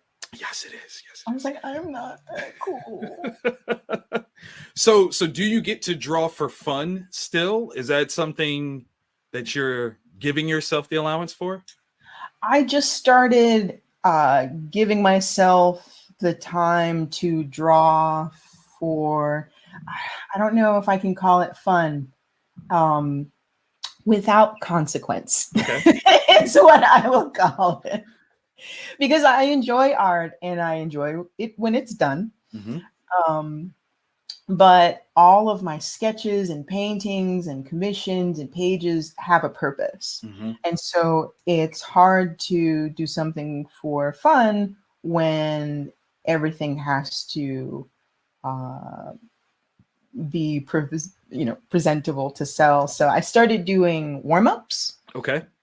And I'm like, whatever happens, That's what it is. It's just going to be what it is. I'll play Pinterest roulette or YouTube roulette, and I'll go through a movie or something, and I'll freeze frame it. I'm just going to draw this. Okay. Where can we find that? Because we need to experience that on a regular. Is this online or something that you're? I'm going to start putting them up on Instagram. Okay. I'm not going to be a coward, and I'm going to put my terrible sketches. Again, ladies and gentlemen, what she says is terrible. Okay, let Picasso roll over in his grave and be like, "I wish I could do that." So going back to your first times in this business, the first time that you were commissioned to do mainstream work, what project was that, and what was it like to get that sense of maybe validation or whatever else it could have been? A couple of projects came in at the same time, thanks to Brandon Graham, who walked me into NBM Publishing to Terry Nattier and said, "This is the best female artist that I know." And I tried not to cry. I was like, why would you do this to me? Are we talking King City, Brandon Graham? Yes. Okay. Yes. Yeah, that's high praise. He was my roommate back in the day. Before he moved to Canada, and he would tell me every time he saw me before, and he was just a roommate for a short time because he was just like, "Hey, you should do comics full time." I was like, "I'm not good enough." Stout. And every year, you should do comics full time at food. I was like, "Oh, that's really nice, but I don't really know I could do that." Tiny voices in my head. And then he was like, "Come with me. I'm going to introduce you to someone who can help you get a job." And I was like, "Really?" He's like, "Yeah, you'll just have to do 5 or 10 pages a year." I was like, "I could do that." And so he walks me in and he says, "Yes, this is the best female illustrator I know." And I'm like, "Do you not know any other female illustrators?" No, I'm fairly certain Brandon Graham knows a few. There's Joyce Chen and Amanda Palmer and Aliza Martinez and Celia Kyle and all love. What? And oh man, someone did that to me and Neil Adams. They were just like, "This is the best female artist that I know." And I was like, "Do you know more people? Why would you?" Listen, no. Because Neil does not give out compliments. Okay, so to get that, no. This is what was said to Neil, and so he was like, "All right, let's see the book." And I'm like, "Yeah." But so he was okay. But Neil obviously he was like a pretty good kid. Okay, that's what I'm saying. Like he handed it to the person whose book he was critiquing. Was like, "You should learn from her. She kicks your butt." That's not what he said, but we will paraphrase. We know what Neil said. Neil is legendary. Which, that really meant a lot to me because I felt like it was easier for me to get critique about music. It was really difficult for me to get honest critique about artwork because I didn't go to school, because I was self-taught. I didn't have that feedback to really know if someone was just being nice because they thought I was nice. And they didn't want to discourage me, but I didn't, not that I wanted, someone to scream at me and tell me that I was awful and I just need to study anatomy. Right. But I really wanted to know which direction to go in. So those creators who were really like, "Hey, this is great. Finish it before you discard it. Finish it it's like a cake. if you eat gluten, you can't really judge it when it's in the batter phase. Right. Let it bake, let it finish, and decide from there. Learn from your finished work. And each person, like, yeah, it's okay to use reference. It's okay to take photos and look at life. You're refilling your memory banks. Study. Absolutely. Everything doesn't have to come from your mind. And so just my school had many teachers.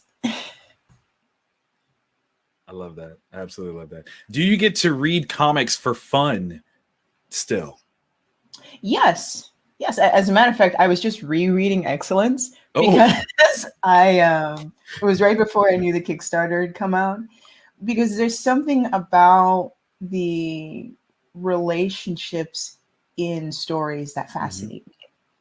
Because that's really what the story is. It's not necessarily, I mean, it's the art, it's the writing, but what's being written is a journey that someone experiences. They start off a certain way, something happens to them where they can't go back to the way things were before. Right. And in Excellence, we have the establishment of this magical world and hierarchical. I always have trouble with that word. It's a tough one. It's a tough one. But you have these different status in societies, and the pressure to excel and be as great as your parents, but then just wanting to be accepted, just wanting to be loved and get that pat on the head, and show that your efforts have manifested into something, that it's not just like, oh well, you're my kid, and so I'm just proud of whatever you do, but your efforts have produced something that is worthy of praise. Of course. And that feeling, I felt it in my feels. I was just like, oh, it's phenomenal. This is a beautiful book, and it really speaks to something that I think a lot of people go through. And so I want to make sure that when I'm writing and when I'm creating, that I keep in mind those relationships, that whatever the character says, it either moves the story forward or it lets you know something about them. Very well said. And I think that's very excellently displayed in Excellence. Yes, it is. I co-sign that wholeheartedly. Excellence as a title, and I'm gonna wax on them for just a second. So sorry, Kari and Brandon, if you're watching. It is a culmination point. This is a title that has stood on the shoulders of history, really, Black culture, hip hop, all types of influences, but now stands as like a pinpoint of bringing all those influences together, and then other people will be referencing Excellence as this thing that informed them, got them on. It is a phenomenal book. So I wholeheartedly co-sign everything that you said. But speaking of you as a writer, let's talk about that process, because creatively speaking, I mean, your name is synonymous with art, visual, but on the writing side, what is your process for telling stories there? Well, this book that I'm releasing with Image Comics, Aquarius, the Book of Mer, is the first creator-owned story that I have written in. You don't have to give numbers. We don't ask for numbers from ladies. We don't do that. It's okay. I don't mind. Okay. One of those people who were just like, I don't tell my age. Look, I'm fine with that. I am 40, going on 41. All right, now, okay. Y'all know the old adage. Break it down. That's it. So it's been about maybe 16 years since I've written and illustrated a book of my own. And, at first I felt like I didn't have a lot of time to do so. And so my process was more writing a list, which was advice that I got from Warren Ellis, actually. I was just like, man, if you could speak to first year you, what would you say as far as your process to like help you along? It's like, write a list of what you want to happen. And so I started writing a list. And even though I didn't have the completed list, Right. I knew the points that I wanted to hit. I knew the things that I wanted to happen in my story. And I allowed my characters to tell me how that happened. So formulating this idea of who they are and how they would react in a situation and who they need to become, and the characters around them that help them be who they need to be in order to get to the objective that I want. That's brilliant. So I really started studying a lot of 8-plot story points, and I had to kind of detach from it a little bit. I've written and rewritten a bunch of times because I want it to be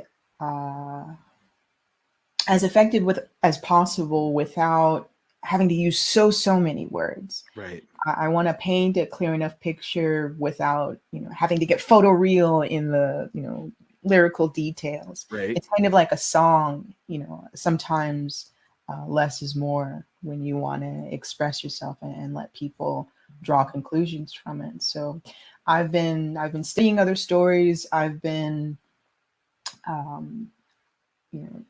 asking others to read my script, and I've been taking these like A/B story plot scripts for screenwriting and applying it to my story where I could. Oh, nice. And so it's, for those who don't know, it's basically like you have either an establishment shot or something that tells you where we are and what the world is, what the status is, right. The status quo. I think Dan Harmon refers to that as you. So this is you. This is you, right. And then you go or something happens to you, or you need, that's what it is. You need. So something happens to you and you need to change. You can't go back to the way you were before. That's gone. Right. There's a point of no return. And so something comes and changes your world. And so there's a herald that comes, something or someone or some kind of message that comes and tells you this is what you need to do in order to get what it is that you think you want. And then you have to go and find it. And that's when the journey starts. So you have your helpful characters that come in, or your outside characters come in at that point. Then your B plot comes in. This is the other story that has its own, seemingly not connected, but comes back later. And then at the 6 o'clock point, if you think of this like a clock where you is noon and then getting to your goal is halfway through the story, at your 6 o'clock, you've reached your goal, or what you thought was your goal. Right. Exactly. And then you have a critical choice. You have that choice that really shows who the character actually is. Will they go in one direction or the other? They might have more than one option.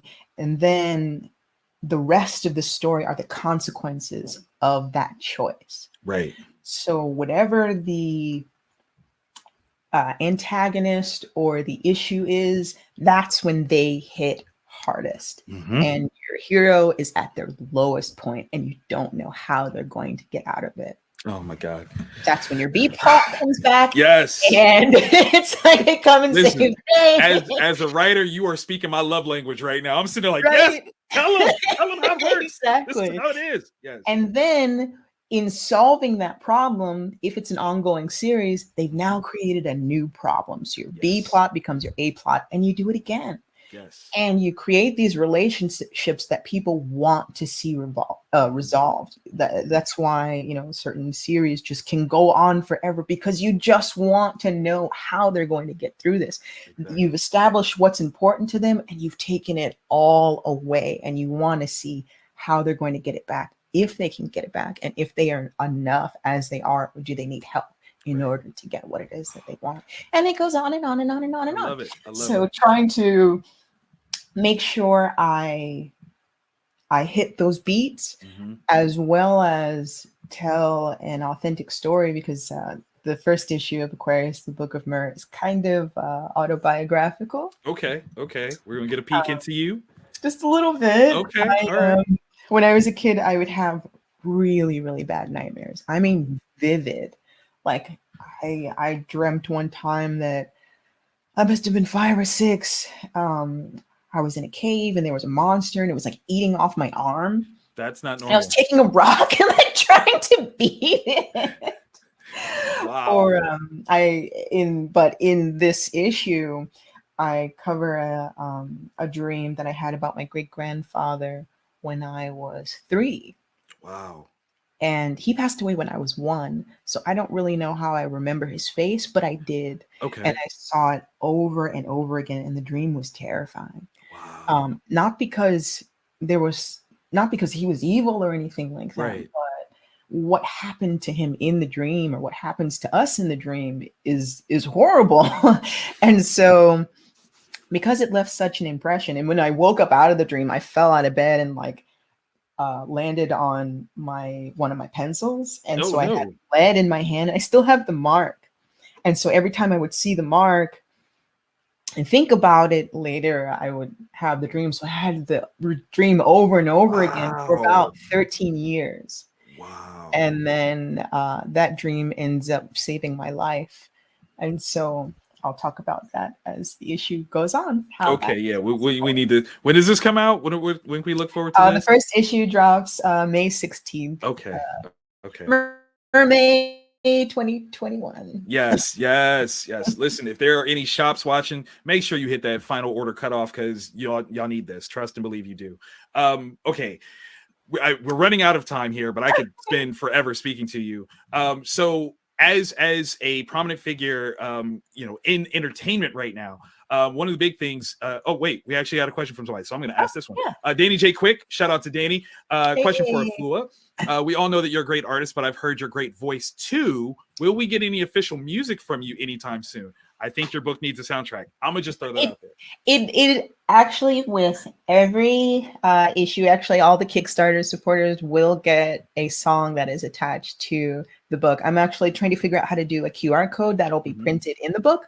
So when you purchase it, you can just go and download it for free. So that'll I'm working on that now. Excellent. So each issue will have one song, and so for issue 2, a song that I'm producing with my friends Paul Ritchie and Mike Smith. Daryl from Run DMC is going to join us for issue 2 song. So Daniel is the dopest. Love him. Yes. Okay, so it's a genuine soul. So yeah, for those of us that are getting on the trade paperback, will we get like an album's worth? Will we, or do we need to get individual issues in order to get the music? I'll put the album, like the whole. Okay. Just checking, because I'll buy both. I have no problem buying both. I have individuals in the trade. Whatever you need to do, I'm there. I'm ready. Thankfully, I have a good crew of people with me, and a bunch of my friends from back in the day who are joining me on this, and I'm excited. So there will be a song allocated to each of the issues, but I'll also I'll still be writing, and I'll probably come up with more songs. So I'm sure there'll be some bonus content when all is said and done. That's exciting. Okay, so one of the biggest things that happened in 2020 on a positive note was Lovecraft Country, and your involvement with that. You gotta let us know, how did that come about? Oh man, that was so huge for me. I was recommended by 2 of my friends here in Georgia.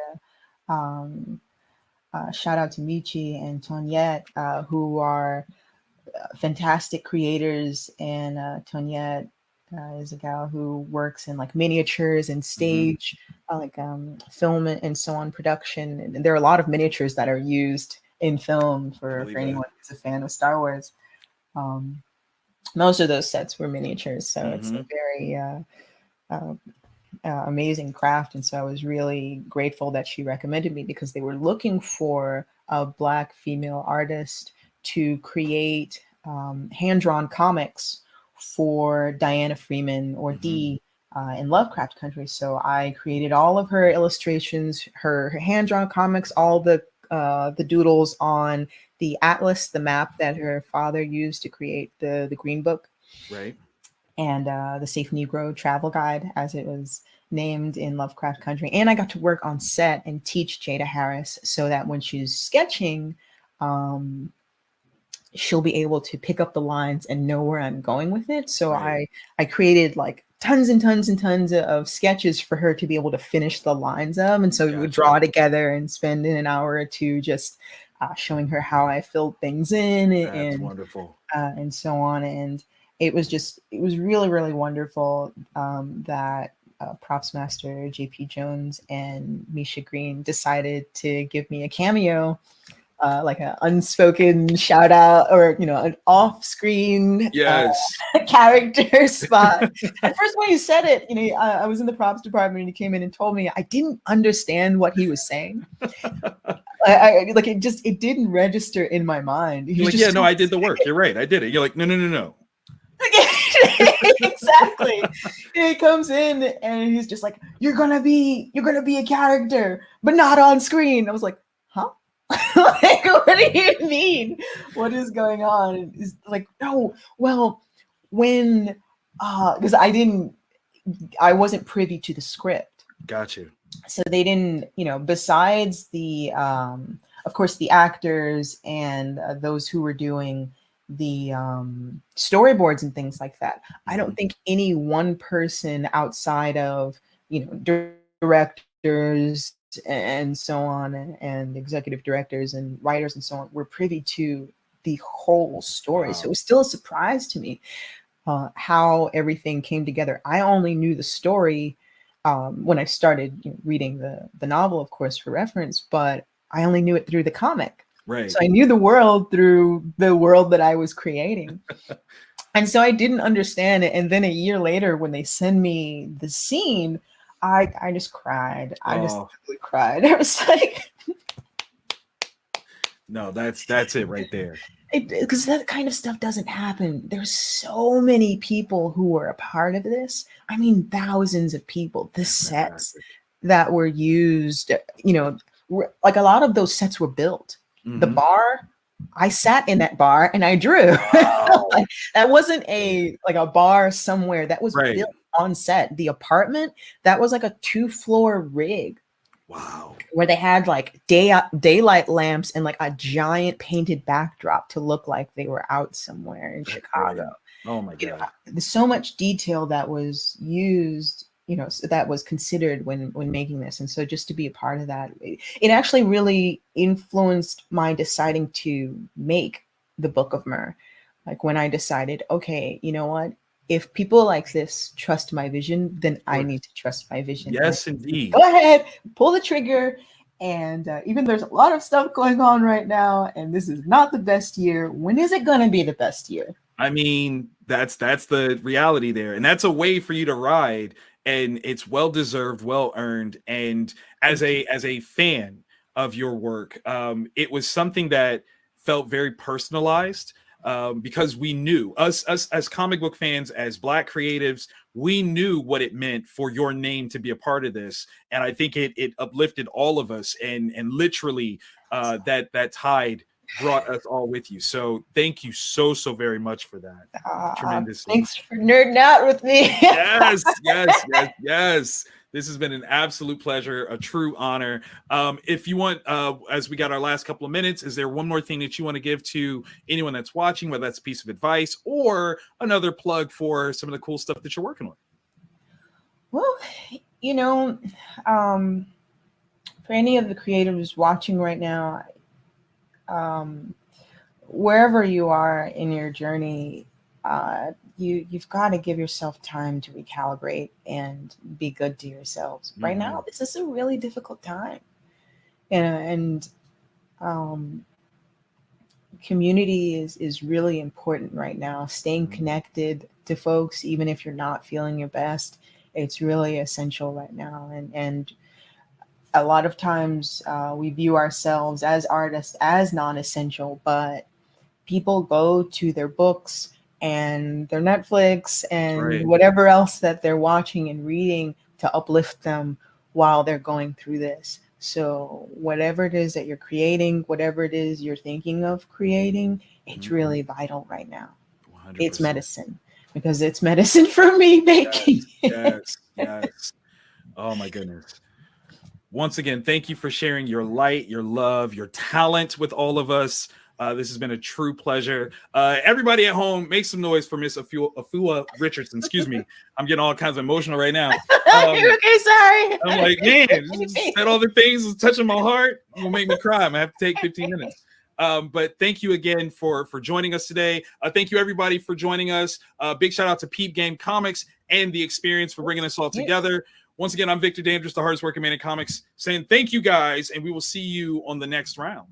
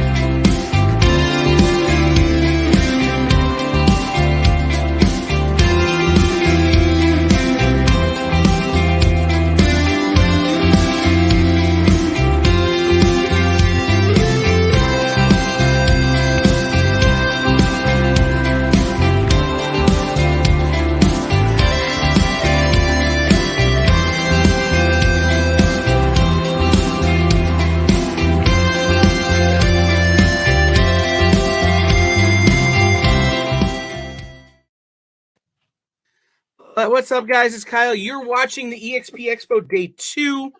The day I'm going to call the day 12-year-old Kyle's dreams come true because he gets to talk to everybody he's loved for 20-plus years. We're going to bring on now the man, the myth, the legend, John Romita Jr. Sir, thank you so much for joining us. Kyle, what's going on? How you been? Very good, very good. How about yourself? All right, not bad. I was caught in traffic. I just literally sat down 3 minutes beforehand, but the worst drivers in the world, and they were all in front of me this morning. I know that feeling. I came from church this morning to be here, and it's only about 2 miles, and it took me twice the normal time. I would not have made it to church. They wouldn't have allowed me after the cursing I did as I was driving. So don't even ask. It's true. It's true. So I've been asking everybody who comes on, and you get this question a million times. Why did you choose to be in comics? But I think for you, it's probably a pretty unique answer. I can't sing and dance. That's why I'm in comics. That's No, see, that's the answer. I can actually dance. I just can't sing. So we're even. Well- The argument is that I did it because my father was in it, and that's true and false at the same time. I watched it as a kid, and it gave me a direction, and yet it worked against me because he was so difficult. Not difficult. He was so hard on me, anticipating that I was thinking I was going to get in because of him, and he made sure that wasn't the case. So it kind of did. It worked both ends of it, but it did give me a direction because I watched him as an artist, and then it directed me towards the art field, and he wanted me to take fine art lessons, and I kind of combined it with an advertising illustration education. And before I finished my 4 years, there was an opportunity to work at Marvel, and it just kind of exploded from there. It's an interesting thing because you talk to a lot of people in the industry who don't have parents who are in the arts, but you did.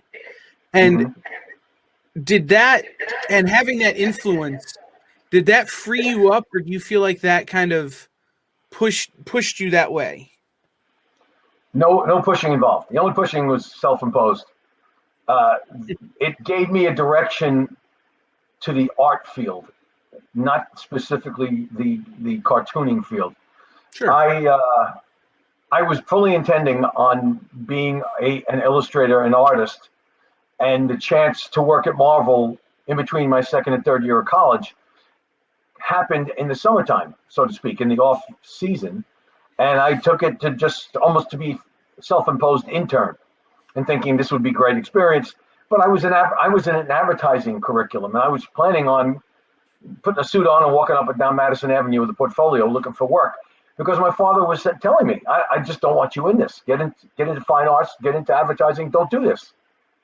He struggled with it as far as, I guess, amount of work, schedules, deadlines. He hated it. He struggled with it all of his career and thought that I was going to do the same thing. And to a certain extent, he's right about everybody in the business. Everybody struggles with it, unless you're Jack Kirby. It's true. And you know, it's interesting that you say you were thinking about advertising. I was just talking to Mark Bagley about it, and I talked to Neil Adams about it before. Advertising seems to lend itself to comic art. People who choose this field also seem drawn to advertising. That is a commonality, but I don't think it does, literally. I think the only thing about it is possibly the illustration avenue of it and the creativity avenue of it, but that applies to a lot of other fields in art, under the art ages. But the advertising thing does, interestingly enough, approach a commonality in a lot of, because when I was younger, several of the guys that my father, of some of my father's peers, were also advertising people. So you are correct. So I'm fighting the question I want to ask, because I'm trying to be professional. Because I just want to ask you to tell me everything about Spider-Man. Tell you everything about Spider-Man. But I don't want to be that guy. Just the first Spider-Man book I bought with my own money had your covers on it. Had your work on it. Okay. So it's one of those, is that this is 12-year-old Kyle kind of losing his mind. But I want to talk, instead of going there, about some of the stuff you've done not at Marvel or DC. Some of the stuff at Image and at Icon is or was, but the Hit Girl and Kick-Ass stuff. Right. That has introduced a whole new generation to your art. And you got to work with Mark on that.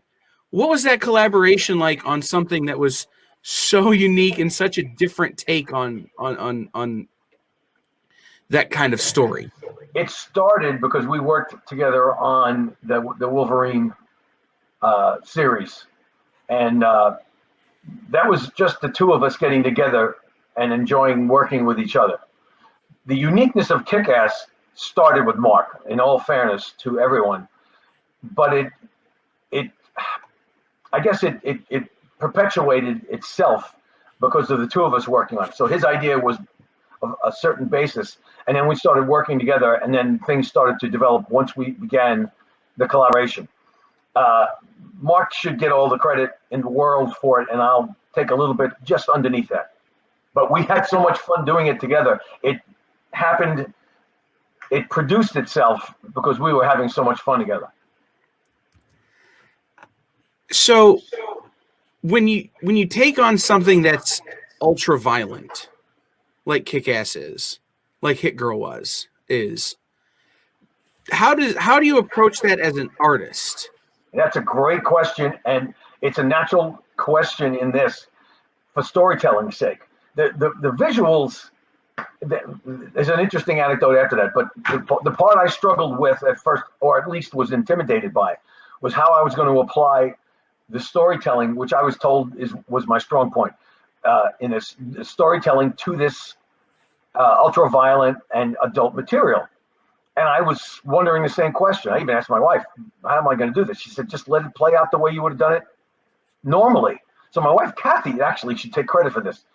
But it applied to this perfectly. All I did was take my normal storytelling process and add this ultra-violent stuff to it. I was a little bit nervous and intimidated because I had come into the field when everybody was considered to be young fans, so to speak, 13, 12, 11, 10-year-old people. And I was concerned that this kind of thing was going to put those people off, and their parents would be so pissed off that they would never allow me to work in the business again. Fortunately, at that time, Creator Owned was applying to a little bit more mature reader and the R-rated section of the business. But it took me a little time to get used to it. Once I started working on it, then I had to find ways to eviscerate, to slaughter people. I would get to bed at night and ask my wife, all right, I just cut somebody in half. What do I do next? And she would give me that strange look. Don't ask that question before you get to bed. You're going to have strange nightmares. And yet, at some point, Kathy and I would be discussing ways to disembowel people with a smile and a wink and a nudge and a sparkle in our eyes. We were talking about slaughtering people. And I'll never forget this conversation. This is the anecdote. I held back the decapitation of a character because I thought there is nothing beyond that is spectacular to that extent. I said, I can't do. I told Mark this. I can't use that yet. That's when I had a character slightly decapitated. The top of his head was put off. It was a bald guy with a tattoo on his head, because I wanted it to be the ultimate in death. And that scene didn't apply to this, and it applied to Mother Russia. As a matter of fact, later on, Hit Girl decapitates Mother Russia because of what she had done to her. And I said, this is perfect. This is the end game. You can't get it. And my wife and I were discussing this. She says, you're right. You can't use that unless it's the end game. And this was with Mother Russia. This was the end game. So these are the discussions two adult, mature, and relatively intelligent people are having before they fall asleep at night.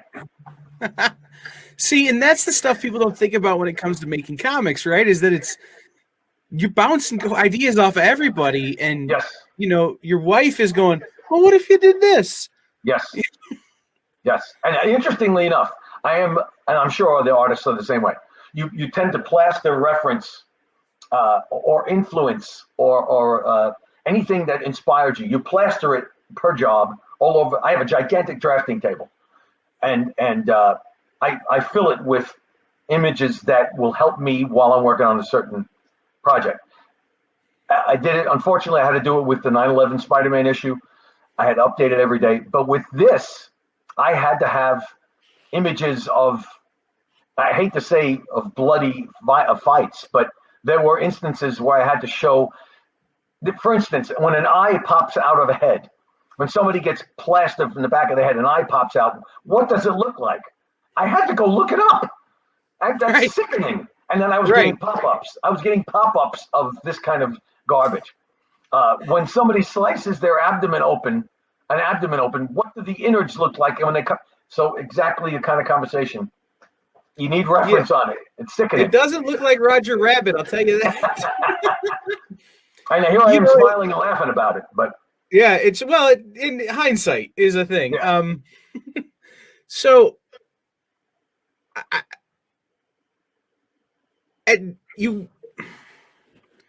I want to talk about the Dark Days stuff that you did at DC.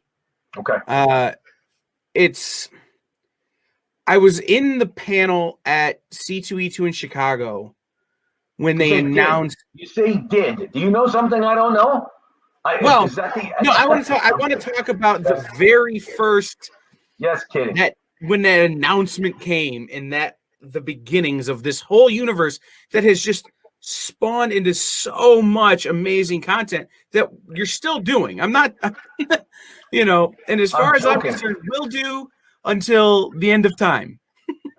But I mean, your run on Action Comics recently has been one of my favorite runs.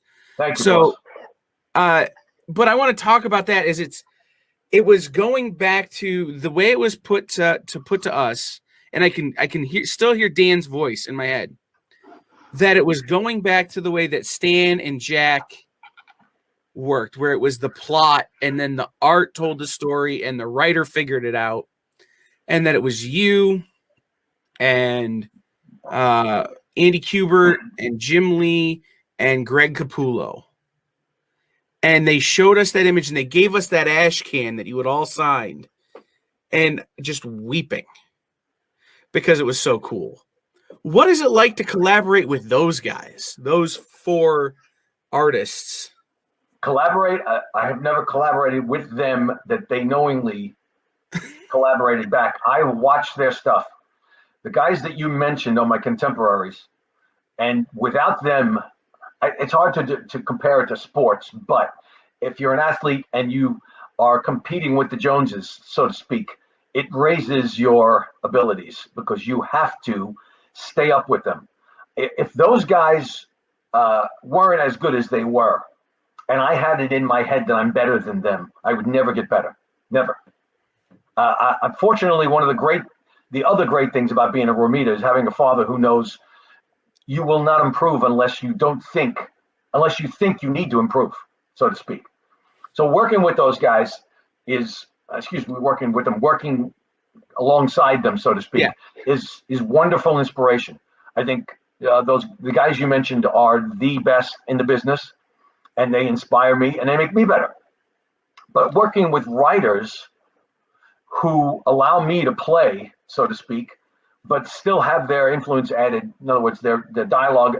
When I work with writers, I don't tell them, listen, I'll take a plot or nothing else. I don't do that. I don't want to truncate or stunt their creativity. But what I do ask them to do is allow me to tell the story and then discuss it with them should I alter from what they've offered.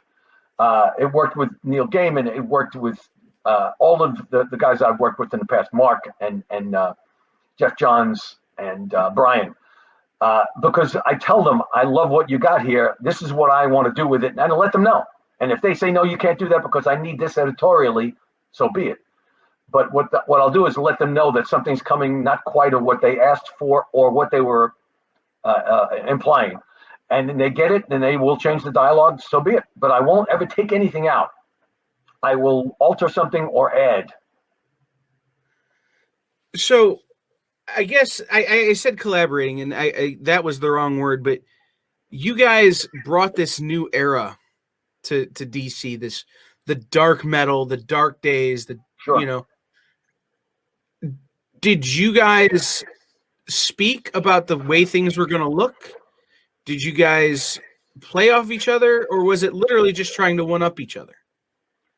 I'd say the latter, without any malice. Without any malice. Hey, that's... When you have guys like that you are peers of, you have to raise your level. So it is competing, but there's no malice involved. I look at their stuff. I keep, as I said before, keeping things around me for influence. Their stuff is right next to my table because I want to see what it is they're doing that is so wonderful and what is so revered. It's keeping up with the Joneses. There's no other way of putting it. However, the discussions did not get beyond, wow, what do you think about this? And it was quick because everybody has their own. And you can't really use somebody else's opinions without affecting your own. And I don't want to do that, and they don't want to do that. Everybody is an entity unto themselves. So one of the other things that I wanted to ask about is that in your time, you've only been working with DC for 5 years now. I think it's 6 years. Yep. 5-6 years. But you've got to work on every major character and introduce a character that was really cool, the Silencer. So what's it like taking, you worked on every tent pole at Marvel. Now you've worked on every tent pole at DC. What's it like getting to play with the guys that our industry is built on? It's not as much that, although that is part of the conversation that you have after having a glass of wine or a beer. I got a chance to work on the top, although I haven't done Wonder Woman monthly. However, it's more working with the writers who have the idea to work on these particular tentpoles. And then after the fact, you say, man, I got a chance to work on Batman. I got a chance to work on Superman. I got a chance to work on Batman with Frank. I got a chance to work on Superman with brilliant writers, Brian and Jeff Johns. That is to the part that I will sit at a bar and tell a bartender that doesn't know who I am, I got a chance to work with this guy. And it would be the same thing with Wonder Woman when Stephanie Phillips and I get a chance. I hope that that's the case as long as I can work in this business. I heard Mark Bagley, as I was listening in the last couple of minutes, saying he's looking for semi-retirement. I would be the most boring mofo in the world if I retired. It's true. And I don't want to be a crossing guard or a bus driver. I am an artist, and I'll do that unless I can't. So as long as I'm doing this and I'm reasonably good at it, I want to be able to do this in this manner to work on these characters, if not creating my own. And then there's a whole bunch of other things I have coming that I can't talk about. I'd have to send a car bomb to you if I did tell you. And I'm Sicilian, so I'm really good at it. Well, we don't want the car bomb. Believe me, I understand. No, so that was it's funny. My dad retired at the beginning of the pandemic, and I've been watching him have nothing to do, and I'm never doing that. As long as I can keep making something and keep supporting comic books, I'm going to do it until they roll me out with a sheet over me. A buddy of mine, two of my buddies that I grew up with, just retired from there. One was from civil service jobs, and another one owned a business, and he sold it. And I didn't ask him, what are you going to do? He voluntarily told me, and I'll still be consulting. So he's not quitting. He sold the business to make that huge chunk of money, but he's still going to be working because we have it in us. Guys our age were raised by Depression era parents who lived and breathed work. And we had a great work ethic passed on to us. And I'm very proud of that. And I'm an artist and a husband and a father. After that, I'm a son, relatively good son for two wonderful people. After that, I'm not good at anything else. I can dance, but I can't sing. So let me ask you about that work ethic and that work day. What does your work day look like? Are you I get up in the morning, I sit at my table, have a cup of coffee and work? Or is it? I get up in the morning, work out, come back, shower, have a cup of coffee, and then work. And I work until I get a certain amount done. Or I work until my wife throws something into the doorway saying, all right, stupid, you got to come into the bedroom and be a husband. You haven't done that for 48 hours, that kind of thing. It more or less happens as I feel.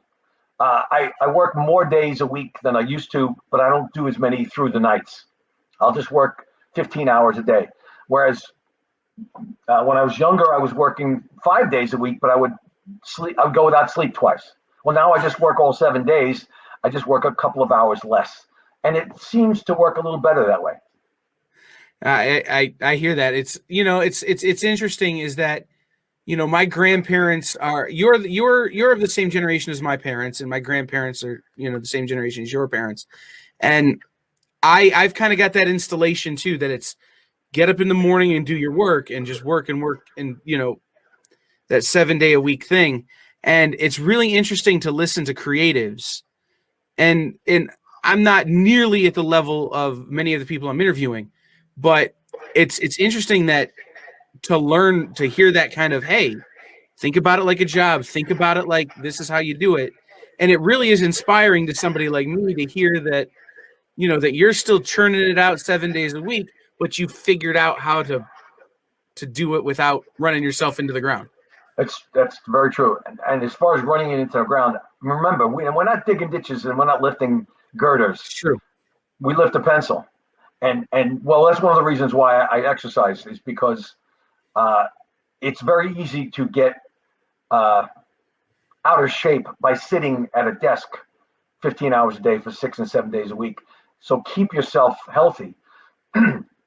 It's not like, and there's vanity plays into it. Vanity is a good thing in this case. But I enjoy this so much still. 43 years. January 4th was 43 years. And, you know, I started when I was 2 years old. So look, it's amazing that I'm only, never mind. That's a joke. So let's kind of run down the list of the things at Marvel, because there are so many. I mean, I'm looking at the list here in front of me, and I don't see many characters that you didn't have a chance to play with. I want to play. Excuse me. I don't want to say I want to play with. One of the characters that I regretted not playing with was Doctor Strange. And if it ever happens that in the next 35 or 40 years I get lucky again, I'll play with Doctor Strange. Doctor Strange, huh? That's an interesting pick. I mean, what about Doctor Strange draws you to that? Honestly, looking at Ditko's Doctor Strange meant so much to me, because I didn't think as much about his artwork as I was the special effects, so to speak. It was so interesting. And then following the character through different art teams, I just always loved the character. And again, it's a prototypical Stan Lee character, you know, a normal life, a doctor, a surgeon, and he becomes a superhero. But Dormammu and the afterlife, so to speak, the other life, it just to me opened up so many creative avenues to me. I've always wanted to play with it. And I have a premise that I think would be perfect for it, that I'm applying to a couple of DC characters. At any rate, I've always thought that character was spectacular, always. And I would love to try it again. And I'm a freelancer, so I won't get in any trouble for saying that. Hey, well, and you know, I've been telling people, think about this like it's your vision board. Tell us this weekend who you want to work on, and we'll exercise all our resources to make it happen, minimal as they are. All right, fair it is. There it is. And I would love to draw it. I want to draw Dormammu at some point. I love that character. Yeah, he's one of my favorites. I have a Dormammu statue just right over there. All right, cool. So I know. We'll start with Dazzler. God. Although I was in the car listening to disco. I got to tell you, I have a lot of oldies on my phone that goes back with all the blues music, and I have it mixed in. And every once in a while, I remember dancing to that stuff. However, go ahead. I exaggerate the clarity. Hey, you're talking. I just bought the Bee Gees documentary that came out. HBO just released it. I bought the DVD. All right. I love music. There's nothing, there's nothing I don't like in the music industry. So, but I want to talk.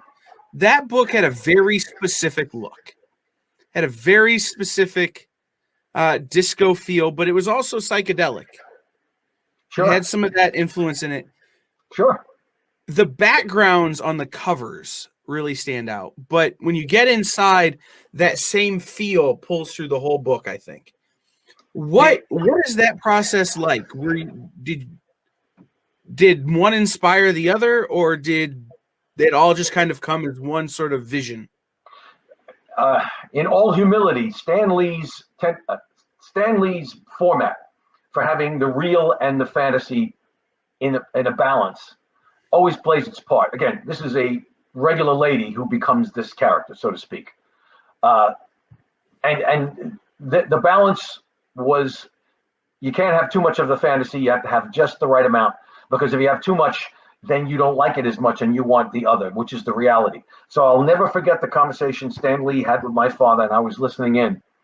If you balance that reality and that fantasy properly, and I don't mean even. Look at Peter Parker and Spider-Man. Too much Peter Parker and you want to see Spider-Man. Too much Spider-Man, you want to see what happens with Peter Parker and Mary Jane. So my point is that's the balance. And with the Dazzler, it was the same thing. It was concerted effort to find that right balance. Tom DeFalco and I worked on it, and the visuals were a little bit of me and my experience in clubs, and also a little bit of the loving of that wild-looking dystopia. I can't say the drugs were involved because I never took drugs, but fantasy does get into your head as a creator, and you know that a couple of dreams and you wake up and you write something down and it applies. The same thing with Doctor Strange as I'm playing. It's that dystopia, that insanity that I keep a pad next to the bed just for that purpose. If I wake up with something great, I'll write it down. The next morning it makes no sense, but sometimes it does. So there was just that right amount of insane fantasy involved, but it was the balance. It's the balance that Stan Lee imbued in me while listening to him. That's interesting to talk about that balance, because one of my favorite books that you've done is what we call a street level character in Daredevil. He's not a superhero per se. He's a regular dude with some special powers. Well, that's then it applies to Punisher more so than Daredevil. It's true. No superpowers. Punisher, yeah, I was gonna ask about Punisher Warzone as well, but the Daredevil run and the Punisher run, the grounded heroes. That's correct. How do you approach the storytelling with the art of them, as opposed to a Spider-Man who's constantly flying through the air, or a Superman, or with your DC work?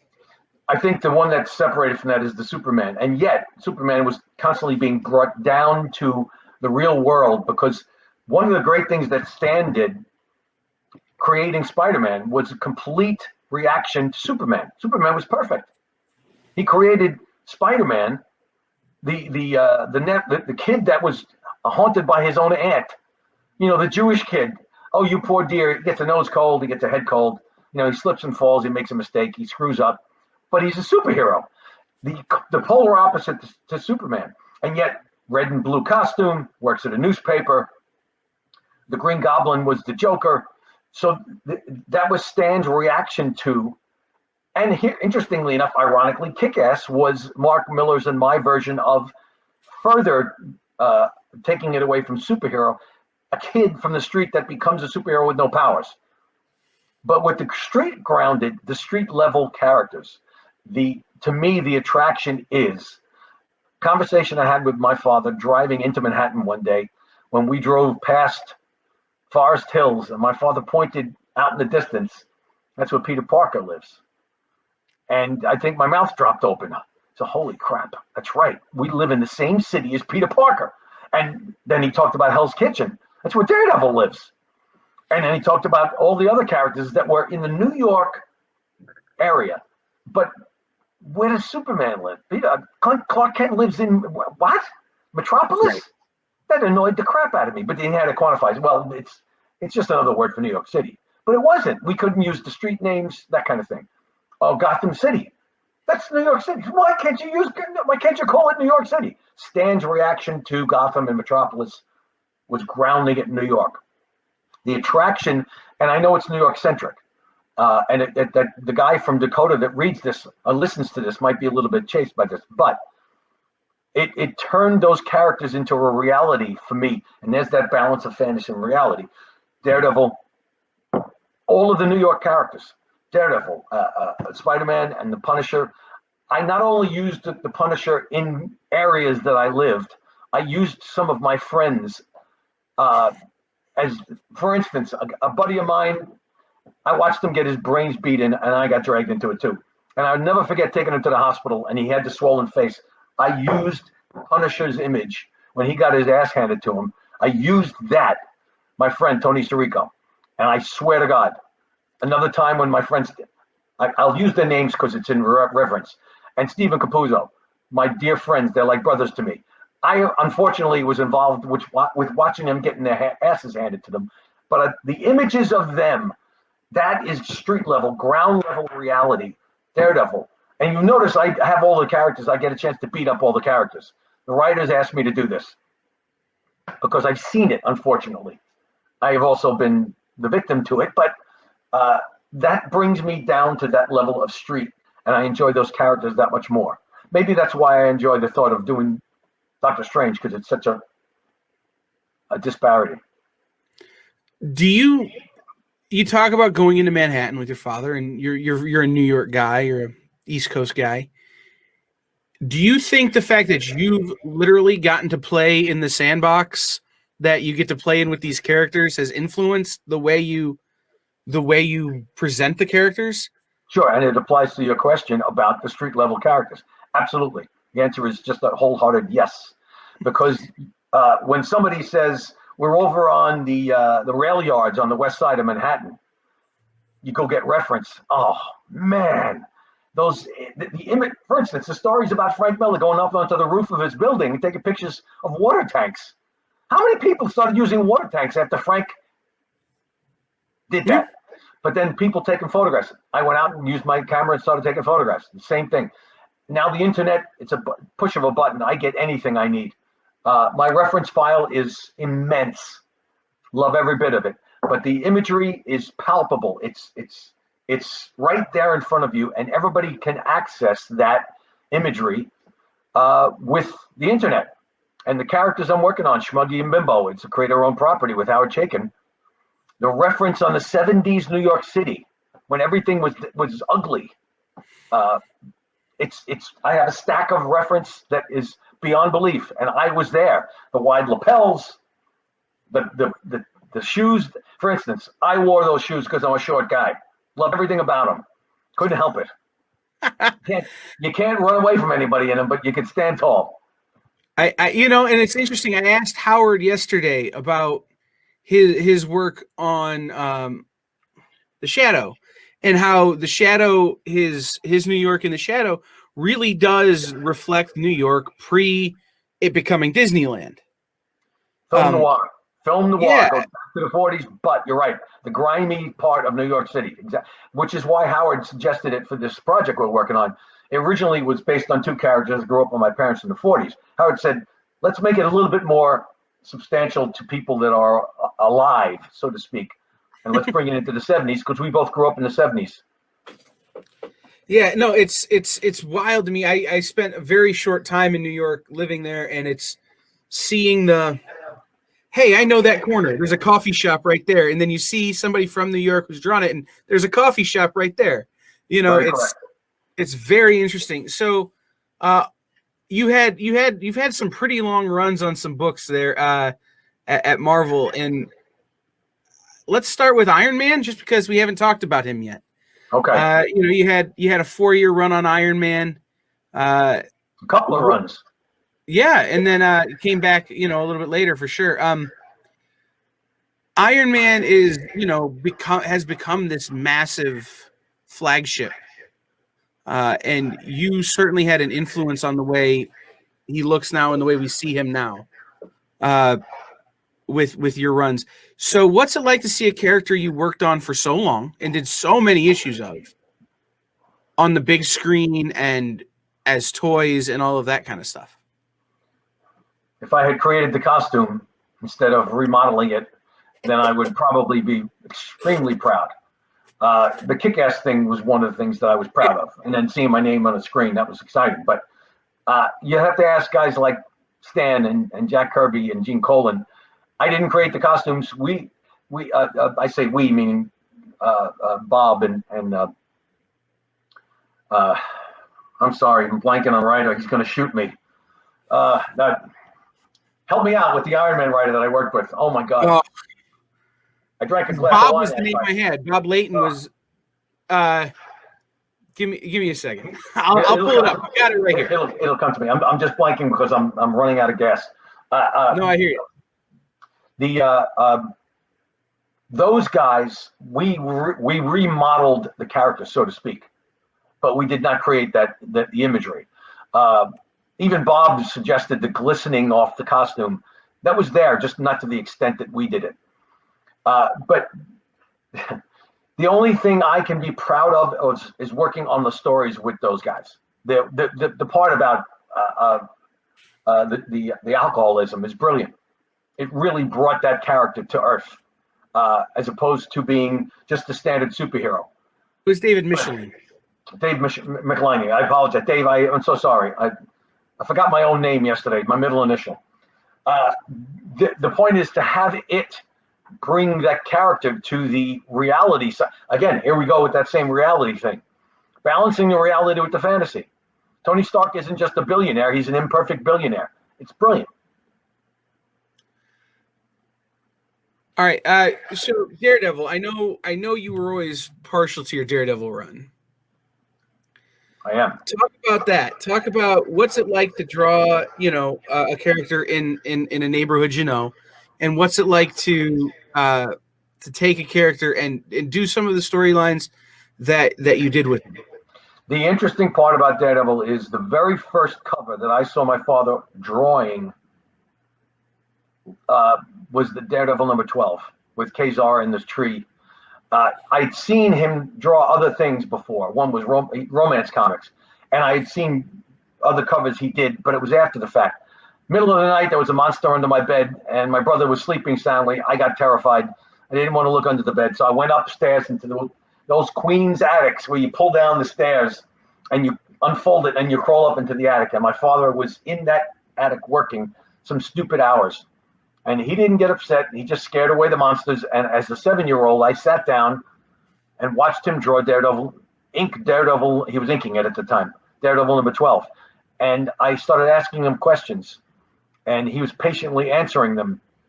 And when he told me that Daredevil is the guy in the middle, surrounded by all the bad guys, and the Plunderer was the bad guy, dressed like a pirate. And I said, what do you mean? What are they're going to beat him up. They want to try and kill him. Oh, I said, oh my God. And he says, but he's going to beat them all up. Wow, I said. And then he went on to explain, oh, by the way, Daredevil is blind. And apparently my mouth dropped open and I sat down and started drawing on the floor. And from that point on, I was hooked. So Daredevil has a real important part in my career. And the conversation was Daredevil centric after that. And then he showed me working on Spider-Man. There was a cover of 2 of them. However, my personal part of Daredevil was I was exasperated with the business because I was taken off X-Men to work on a dopey character, and then I was told I'd be able to get back on the X-Men again, and I couldn't get back on the X-Men again, and I was done with it. And I was very frustrated because they didn't want me. They put somebody else on the X-Men. So I said, this is it. I'm out of the business. I was ready to leave and go into advertising. And Ralph Macchio, God bless him, said, before you go, would you like to work on Daredevil? You do full pencils, anything you want, plotting. You can work with Ann Nesenti. And I knew Ann from her being an editor, brilliant lady. And I said, yeah, I would love to try it because I'm out of here. I'm out of here if not. So Ralph Macchio gave me free reign, so to speak. And I came up with some plot ideas and I worked with Ann and we had a blast. And then created some great characters and Typhoid Mary and Blackheart and some great run. It was a great run playing with Mephisto and being able to redesign Mephisto, which pissed me off that he had underwear and he had panties and he had long leggings and he had a coat. Now, I'm sorry, the devil doesn't wear that stuff. So I came up with a demonic version. And then I came up with a premise that it's called Beer with the Devil when I was younger, that a superhero walks into a bar, sits down and, beer with God. A guy walks into a bar, sits down, and God sits next to him, and they have this conversation. And Ann Nesenti said, well, listen, we're working with Daredevil and Mephisto. How about Beer with the Devil? And we had a great run on a storyline based on that. That was when I realized I really do enjoy this, and I want to stay with it. And it was all because of Daredevil. And I got a chance to do full pencils, tight pencils, and I had a hand in some of the plotting. And brilliant, and was allowing me to throw some ideas in. I thank her for that to this day. Before I get into the weeds on Spider-Man, because that's what I really want to do. What's it like to? I can't think of any off the top of my head, but you worked on Daredevil. Your father worked on Daredevil. You worked on Spider-Man. Your father worked on Spider-Man. You worked on Fantastic Four. Your father worked on Fantastic Four. By the way, you may be the only father and son pair ever to work on crossover books with Marvel and DC. Sure. So what's it like to be that those guys? It's, you look at father and son pairs in sports, it's what's it like to follow in his footsteps and to take and play to play with those characters that he helped create and help mold, and then to mold them yourself for the next generation. Infinitely stupid. And I'll tell you why. I have a bad habit of following some geniuses. Romita Jr., I've worked on books that Jim Lee did, that John Byrne did. At some point you should just say, no, I can't compete with that. I never said I was intelligent, just really good looking. That's all. That's the problem. I actually self-imposed the fear and the intimidation. Never got it from my father. The characters that I worked on, he just embraced. You want to do that? That's great. Work on Spider-Man. Working on Fantastic Four was more the chance to work with Stan when he was finally done with Fantastic Four. But it wasn't an intention to try and compete with the previous creators. I was asked to do that, and I never took it as a compliment until a couple of days ago. I don't know. I just never was smart enough to realize that I was filling a gap. Following John Byrne was probably the one that I got more comments from external sources saying, "Are you crazy? You know what Byrne did?" I also followed Paul Smith on X-Men, and he was so amazingly successful. Chris Claremont, until we got to be good friends, was a little bit, oh God, do I have to work with this guy compared to Paul or compared to John? However, if I did not raise my game, so to speak, I would have heard it worse. And I heard it before I even started. You're only getting this because of your father. Mom, you really shouldn't say that. No, it's one of those things, is that I understand that trepidation. I certainly can understand that. I have some of that in my own life, and I understand that, trying to hold yourself to that level, and I totally get it. Like I have that in my own life. If you don't give those goal posts, if you don't, then you're not going to get better. I got better because I became a better creator, artist, and storyteller. The storytelling was the one that was raised higher than the art. My art is okay. My storytelling is better than my art. It's interesting to me that you're so, story is what drives everything. Some artists talk about, well, I drew this piece and it's whatever, but it's thinking about the piece as a whole, the whole book, all of it as an essential mode of storytelling. I'll give you a small example. I bring back Shmuggy and Bimbo working with Chaykin, who's an artist. And I think some of my best work is from guys like Frank and Chaykin. Chaykin was an artist. He's a writer. He's a brilliant writer. There are some scenes that harken back to movies I saw when I was a kid. Movies specifically called The Big Country, where there was just gigantic vista where two guys were fighting, Gregory Peck and maybe Charlton Heston. You could hear the thuds and the fighting, and it was a distant thud because they were in the background, and then we'd close in. That stuck with me because I remember the conversation with my father. So there's some scenes in Shmuggy and Bimbo with conversations going on, but there's the vista of Manhattan, the Lower East Side from the 70s. And the conversation will be in the panel, but there's no characters per se. And then you close in on the scene as they're sitting in a coffee shop. Those type of things to me are more challenging than people want to admit. And yet I loved every second of it because there's a couple of images that I took from old vintage photos that I look at now and I said, this was the right thing to do, but it took me much longer than a close-up of two guys in a coffee shop. That's the kind of thing that I learned, is to swallow your pride about doing pinup shots and learn to expand your arsenal. And that is one of the things. And it made me a better artist because I was able to sacrifice. And maybe somebody will tell me you're crazy. You could have sold that page with the close-up for $1 million, but you won't be able to sell a shot of the Lower East Side. That's not important. That story. When somebody comes to me and says, love that scene, love that story, and they don't say, I love that close-up of Shmuggy and Bimbo, if they don't say that, it's okay. They love the story. So you're coming back in a couple hours to talk with Scott Hanna, who is a longtime collaborator. I think he said yesterday, 25 years you've been working together. That's the case. See, I was only 2 years old when I started. I told you. Yeah, it's true. And so we'll save some of the Spider-Man talk for you guys, because you did a lot of issues together, including a phenomenal run with J. Michael. Don't forget, bring up the subject about Scott and that lady from Tokyo. Don't just bring it up. All right, I'm making a note right now. He'll say he doesn't know anything about it. And I'm sorry, it was Bangkok, Thailand. No, I'm kidding.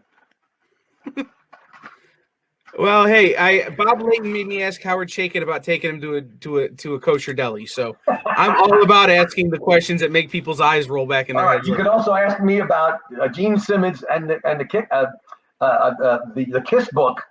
Well, he took me to a strip joint in San Diego. And here's the better part, because it was not naked strip joint. It was a truncated strip joint. It was bikinis.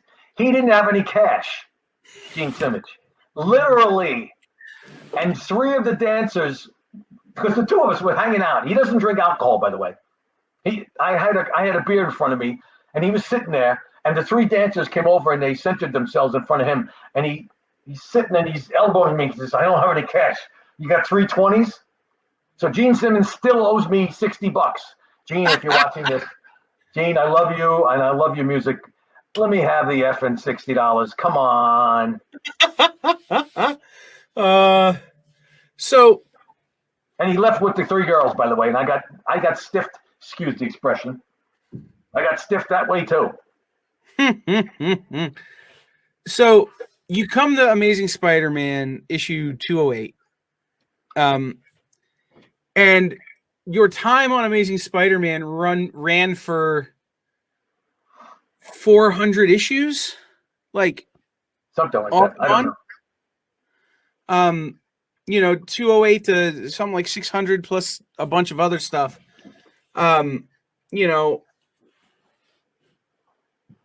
What's it like to work on one character for that long? Challenging, and it's not because you make it. The effort is there to always do something different. And first, it's difficult because there's been so many geniuses before you're on the character. But to do something different than you have done before adds to it. So if I want to try and do something different than what my father did, Steve Ditko did, do it better. That's challenge enough. But then to improve on what I had done in the past of that title while I'm working on it, that's, again, self-imposed. If I would ever work on the character again, I don't know if I would get that thought out of my head and I would be intimidated again. It's true of any character. Same thing with Superman. Holy shit, excuse me. The character's been around for 250 years. How do I do a better job than the guys that have been on it before me?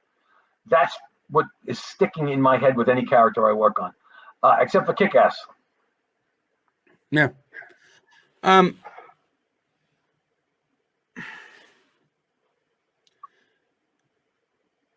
So I'm sure I want with Scott. We got to talk that over with Scott. We'll mention that. We will. For sure. I would be remiss if I didn't bring up the New Universe and Starbrand. That was the character that got me off of the X-Men that I'll never forgive Jim Shooter for. Well, and that's that was the question is that New Universe stuff was weird, and I know that there's some animosity there from some people. But for a lot of people of my generation, it was the first time we had seen anything from Marvel that wasn't traditional superheroes. So the only question I have about that is, What was it like to kind of launch a new universe? I don't recall what was in my mind other than I was listening to Jim Shooter because it was his baby. And he gave me a lot of stuff to use, his young youth in Pittsburgh, etc., and images of neighborhoods and so on, which was a little bit disconcerting in that I had to follow something that was not mine, so to speak, even though I was on the initial book. But I remember thinking that I have the editor-in-chief of the company staring down the back of my neck, and I'm a little bit nervous about it. That was less self-imposed than it was having the editor-in-chief follow over me. And I lost the X book because of it, and I was very, very upset about that. But then I got a chance to work on Daredevil, so everything worked out. Yeah, so you've mentioned you're working on a book with Howard Chaykin. Yes. What else are you working on right now that people can be on the lookout for? I can't tell you, but there is some things in the offing that when they happen, I won't announce them until they are announced by the parent company. However, there's 4 or 5 of creator-owned properties that I am told to turn into treatments and presentations.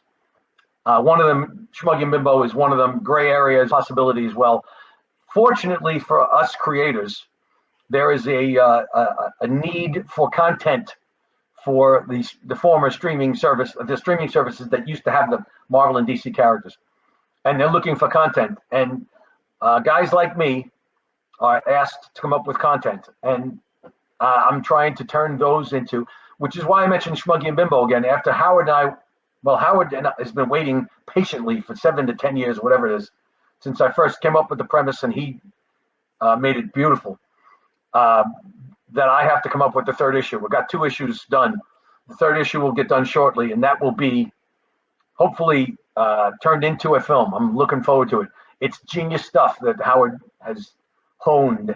I gave him the acorn, and he turned it into the big tree. And is that going to be an Image book? Because I know Howard's stuff is all at Image. Yeah, we're hoping that Image is still interested in it. Like I said, the 3rd issue, and they'll be able to solicit if it's a 3rd issue. Then I have 2 more to do after that. But that's the kind of thing that I am going to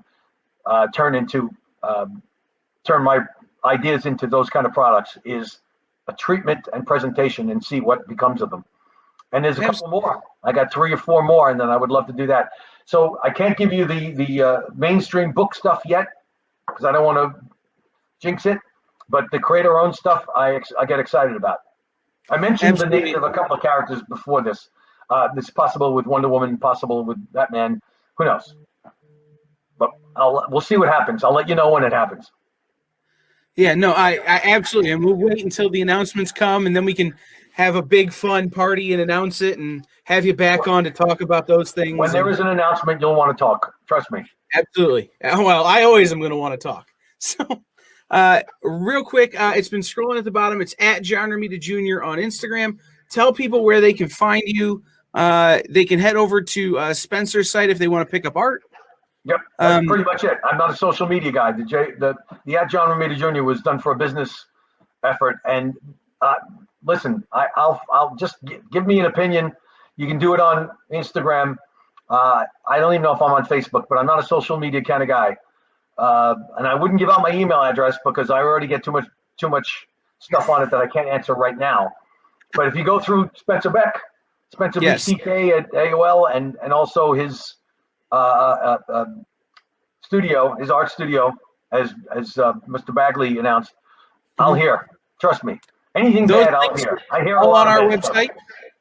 Those links are all on our website, so you'll be able to get a hold of them. Thank you so much for taking the time. My pleasure, boss. We'll see you in, I'm going to count down 1, 2, 3, so like 2 hours. 2 hours. To come back and hang out with Scott Hanna and really get into the weeds on some of this stuff. So. I'll try to make sense this time as opposed to what I just did. Oh, this was great. And, you know, my friend Rob, our friend Rob posted, he'll be on tomorrow. He's a creator. This big, long block of text basically just singing your praises. And for me, too, it's as true as it's ever been. I just saw a balloon from Rob that blinked and went away. I don't know what. Yeah, it's a whole wall of text about It is. Right, right. 9-year-old Rob. You There's a big inspired fan. 9-year-old Rob to turn into a comics creator, and you know he has a great book about called Punching the Clock, and Gotcha. a great book called Gunslingers, which is a fun premise that we'll talk about tomorrow. But same here. It's you're my favorite artist, and it's been an honor for me to get a chance to talk to you. It was great talking to you. Thank you very much. And you, by the way, saying what you just said, I must compliment you. You have impeccable taste in artists. I must say right now. Well, I want to thank you. We'll see you again in 2 hours, guys. Right. We will be back in just about a minute with Mark Mullaney and Enrica Jang from Red Stylo and Ninja Bear and Crossing. We will see you all in just about a minute. I think my camera's froze. It's what we do in the comic shop. It's what we do in the comic shop. When we power down those neon lights in the back room, we're still burning bright with Dr. Christie, real sweet too. It's time to move some back issues. It's what we do in the comic shop. It's what we do in the comic shop. It's what we do in the comic shop. It's what we do in the comic shop. It's closed.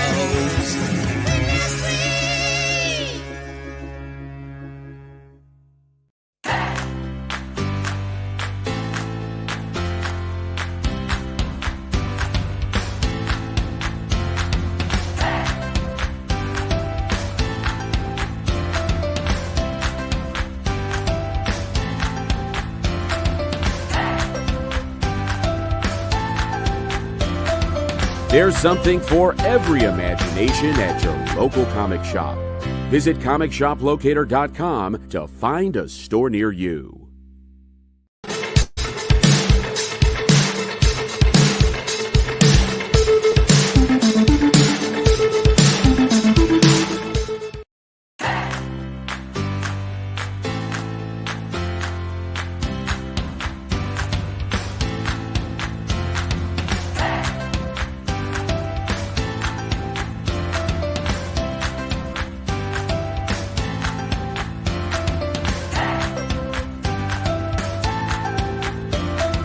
There's something for every imagination at your local comic shop. Visit ComicShopLocator.com to find a store near you.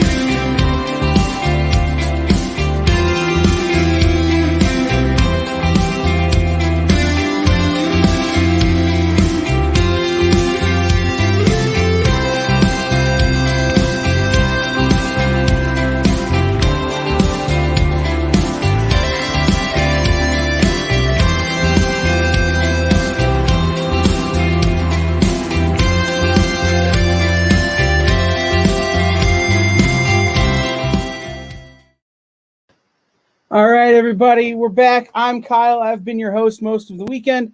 We are going to get right into it with two people of whom I have been a huge fan for a really long time. Jimmy Palmiotti and Amanda Connor. I almost said Jimmy Connors because I've been thinking about sports today. It's been a whole thing. I was going to say you must like golf or something if you're going to. I think he's tennis. Is he tennis, Jimmy Connors? Yeah. There's a golf player, too. There's a golf. Is there really? Yeah, I think so. Oh, whatever. It's Palmiotti and Connor. It's, Connor, Jimmy and Amanda. The legendary pair. I always crack up whenever I hear that. I'm like, no. Amanda's definitely a legend. Happy Martin Luther King Day, everybody, today. Yes, absolutely. Happy That's MLK. why your kids are home today, in case you wanted to know why you're home today, kids. Yes, it's important to know why you're home. Yeah. I said earlier in the day, the banks are closed and so is the post office. So if anybody's working, they're doing it wrong. Yeah. So Yeah. Yeah. Our teachers, our next door teachers were home today also. Yeah, that's how we know. When we see their cars in the driveway. Like, is it a holiday? Right. That's how we live our life. We're like, all the days blend into each other. And then like when we see the cars in the driveway, we're like, it must be a holiday or a weekend. Yeah, we both work at home, so we never go shopping on the weekend. That's for everybody else. We're very considerate that way. Right. I mean, I work from home as well most of the time. And it's like when there are kids riding bikes in the neighborhood, I know it's either the summer finally or that there's something going on. So let's start at the beginning. Okay. You guys both had very historic and prolific careers in comic books, but why are you in comic books? Why did you decide that this was your medium? Because I knew how to draw, and it was my favorite kind of art when I was younger. And I think my mom wanted me to be like a fine art painter. She wanted me to be like either Marie Cassatt, or she wanted me to be Georgia O'Keeffe or Frida Kahlo. And I was like, comic books. And that's where it went from there. Yeah. And then I really wasn't good at anything else. No, I'm kidding. I actually was in advertising, and I did a lot of other jobs, and but I've always loved comics. So I always, no matter what I did for a living, I kept going back to comics, and I was, until I could figure out how to make a living, because it's really not a very great paying job, so so there's a lot of maneuvering you have to do to make a living doing this. You just can't say I want to do comics and then you get hired and you do a book a month and think, well, now I can live off that. Most of the time you really can't. So there's a lot of maneuvering being a comic book person. Yeah.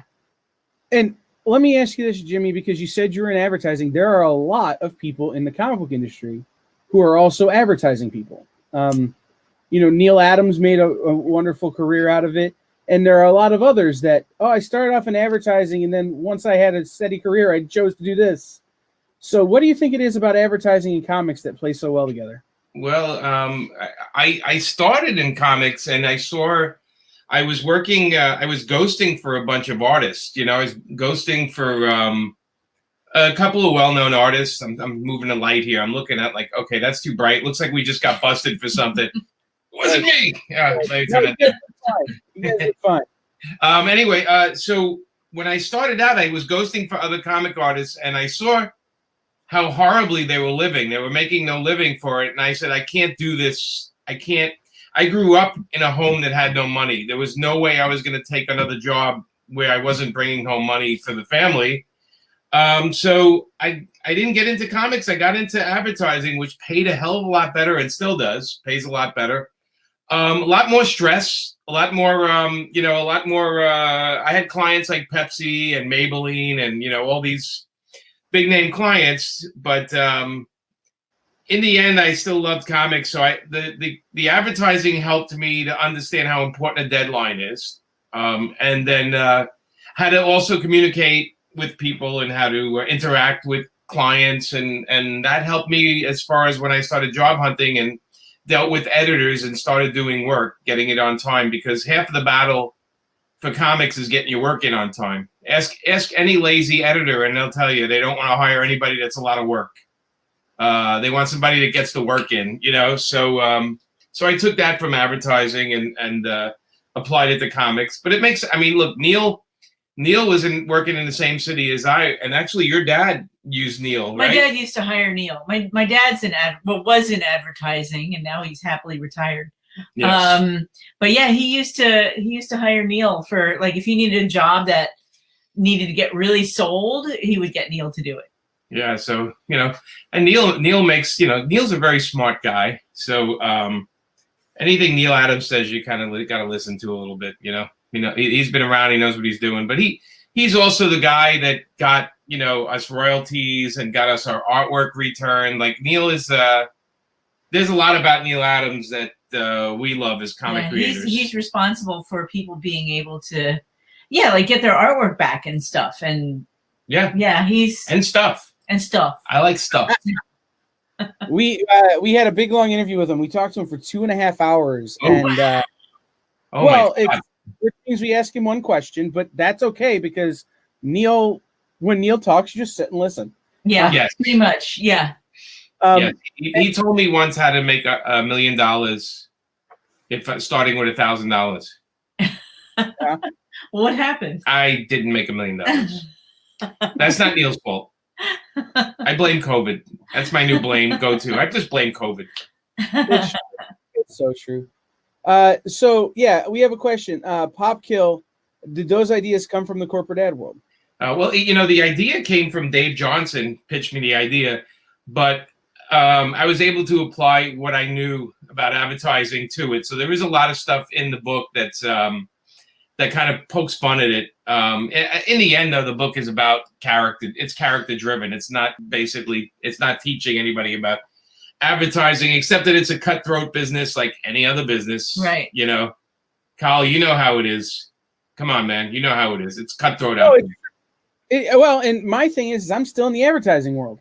There you go. So, I'm the producer here at the Comic Book Shopping Experience, and my whole job is to advertise for creators, for the industry, and for local comic shops. Well, you got logos behind you, so right away you say all you say is advertising to me. I see that. Look at you have like moving logos and look that expo sneaking up on you. Yeah, there it goes. For the week I didn't know how to animate. I taught myself how to animate this week. Good for you. Awesome. Now, if you can reanimate, then you got a different business going on. To be real honest, I misspelled so much of it that we had to bring in a comic book editor, Drina Joe, to edit my animations. So it's true. It's hard work hustling. Yeah, but spelling sucks too. Amanda loves it, but I'm like, when I'm writing, I don't care what it's spelled like. I just got to get the idea down, and then Amanda goes and swoops in and says, "What the hell did you just write here?" And I'm like, "Okay." She cleans it up. Yeah. Yeah. I mean, I misspelled Tuesday 4 or 5 times. So I enjoyed like spelling and grammar when I was in nerd. I know. Nerd. But I'm not gonna like we know people who are like so good at it. Like I know editors that like Joanne and Chris, and they're like really, really good at it. I pale in comparison to them. No, you don't pale. You're just pale. You're just that Irish pale look. That's all. Trash pale. I'm trash pale. You're just pale. See, you guys really do. You have a very unique sense of humor, and as a pair of collaborators, that really comes through. I think it has to do with the fact that you guys, your relationship is incredibly strong. And so, yes. How does we've been talking about how I believe 2021 is going to be the year of collaboration. Everybody's been stuck in their house for so long that they're going to be itching to work with as many people as they possibly can. Oh, there's going to be orgies in the street, man. I'm just saying. It's going to get crazy. You mean after COVID? After COVID, people are going to be collaborating in every nook and cranny out there. Yeah. But so the question is because you guys have worked together so much. Yeah. Is there like a shorthand at this point? Or is it still the process as it was when you first started, where it's how have it changed over the years? I definitely have a shorthand for you. If I'm writing it, if like Amanda and I will discuss a story, and then I'll throw it down in a file, and then Amanda will go in and spice it up and add sound effects, tickle it, change some dialogue. Like she messes with it, but I know she is, and I'm so confident with her work that I never look at it again. And once she touches it, I'm good to go because I know it's good, right? Be sorry. No, I'm always sorry after when it comes out and I start reading it and go, "What the hell is she doing here?" But I trust her when we do a handoff, and then she kind of adds, especially with Harley Quinn. Like there was a lot of humor, and basically that book was written that I kind of put the plot down and tried to make Amanda laugh, and then Amanda went in and tried to make me laugh, and then we just sent it into DC and hoped for the best, Yeah, and hope that it wouldn't all get cut. I mean, we were writing 3 books a month, so we didn't have a lot of time to sit there and like just dig in too much. We just kind of said we got to get this stuff out, and we were writing at one point, right? It was like 3 books a month. There were certain points where we like. I was like, I can't do all this. I'm dying here, I mean, mostly it was like 1 to 2 books a month, but then it started becoming 2 books a month. And then with, like specials on top of it, every time we did a special, it would be like 3 books a month. It'd be juggling 3 storylines a month. Yeah, DC would have had us, if we could do a book every day, at that point, they would have had us do one daily. I'd love to be able to do a book a day. You could do a page a day. If they could put out 1-page comics, we can get that done. No problem. But no, it got a little crazy. So that's why we're not doing it anymore. Well, yeah, I mean, there's a certain point where I'm just like, I'm burned out. I was just like, I can't work at this pace anymore. I'm going to, have a heart attack. And yeah, we needed the vacation and spend time with each other. Comics are great, but that's not our life. It's what we do. It's not who we are, Yeah. Right. I mean, that's Wes brings up a good point. Even in a rush, the Harley series is fantastic. One of his favorite runs. Well, that's why we love Wes. I mean, Wes is out there saying that stuff, and people believe it.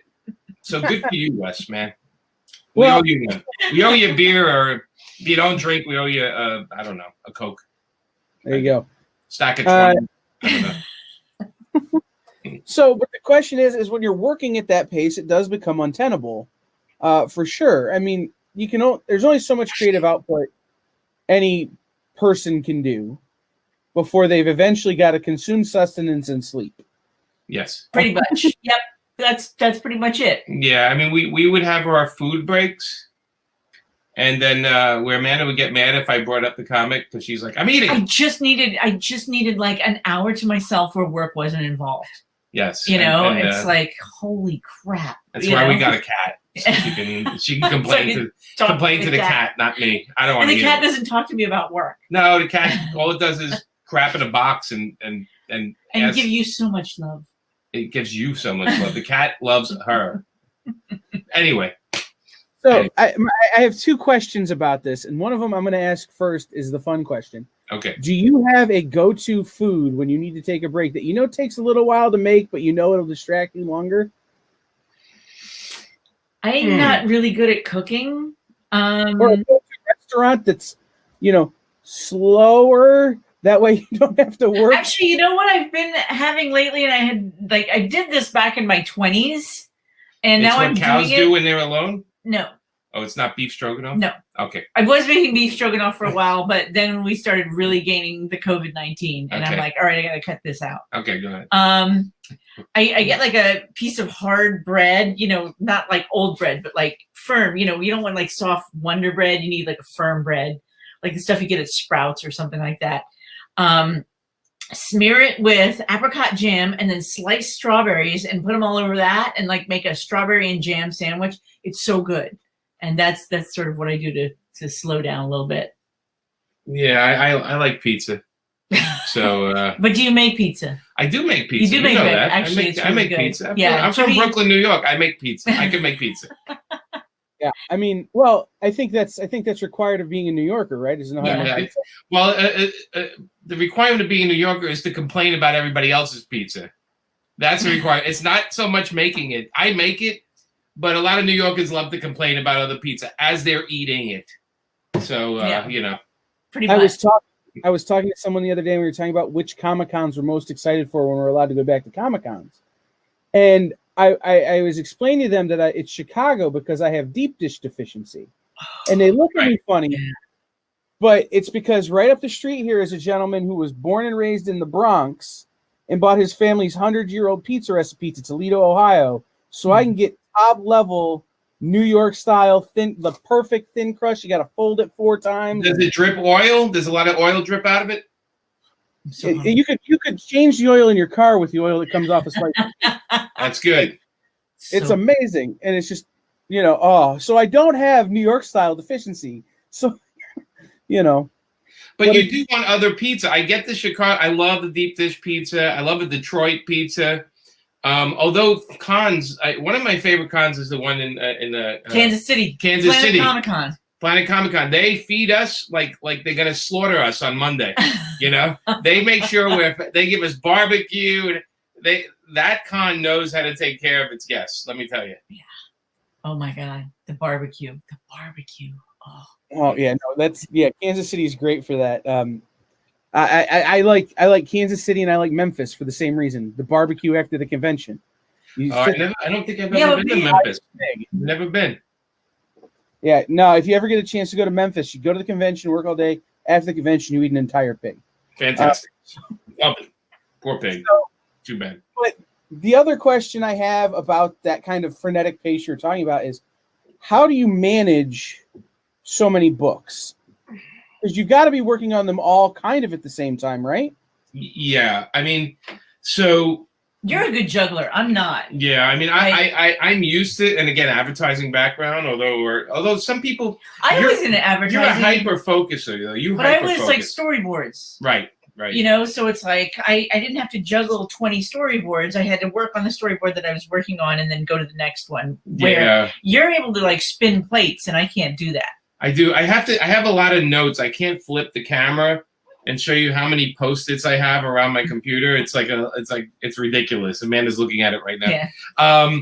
But you know, the thing with the Harley is we would lay out what we're going to do for the next 6 months, and then I would look at the book. But the joke with Harley was, no matter what we think we're going to do, and we tell the editor, we would hand in something different, because Harley's kind of a character that no matter what, if she's in the middle of something and gets distracted, it's a whole nother story. Yeah. And that's how we wrote 100. How many books? 100. She sort of like told us, like Harley sort of went in the direction that she wanted to go in, and we just sort of wrote around it. You know, it was like it was one of the few gigs, I will say, and thank you, Dan DiDio, where and Chris Conroy, is one of the few gigs I've had, other than Jonah Hex, where the editor said, do whatever you want. And we don't get that very often. And it's why I do my own books with Paper Films, is because we usually get somebody telling us exactly what they want. And that is not a great thing when Amanda and I are working on something. You know, a part of me says you have to hire us because you want a book by us. You don't, you know, and we got really lucky with Harley because nobody thought it would sell. And then all of a sudden it started selling like crazy, and they were afraid to mess with what we were doing. So they kind of left us alone all the time. And awesome. Yeah, that worked to everyone's advantage. You know, it changed Harley, and it changed the way DC looked at Harley. I mean, you know, before, when we got it, it was a canceled book. You know, they looked at it as like, it's a dead character. You're only going to last for like 6 issues, so don't worry about it. Just have fun, you know. And then, and now she's she's bigger than us. That's for sure. Popular thing on HBO Max. Yeah, she's on HBO. She's on the movie. She's on somebody's butt cheeks and T-shirts, and you know, she's everywhere. She's right behind you. You just can't see it. It's true. I wouldn't doubt it. And I'd take the bat to the back of the head, and I'd probably have deserved it. So that's all right. Yeah, I doubt it. Well, so here I want to ask you about non-Harley Quinn stuff, because you know, Harley Quinn we could talk about for days. Yeah. But one of my favorite projects of yours, Jimmy, was Back to Brooklyn. With the work you worked on with Garth. What was it like collaborating with Garth Ennis? He's a pain in the neck, but I love him. You know, I know he's. You know, Garth and I was sitting in a bar one night, and this is when they only made 2 Die Hard movies, the first 2. And I said to Garth, I'm like, you know, they should, or maybe even the first one. I said to Garth, you know, they should make movies like Die Hard. You know, with a guy in a situation that it's just impossible for him, and they should be doing more of that. Now, obviously, they do millions of those, but at the time, they really weren't. And so I came up with the idea for Back to Brooklyn, the whole setup.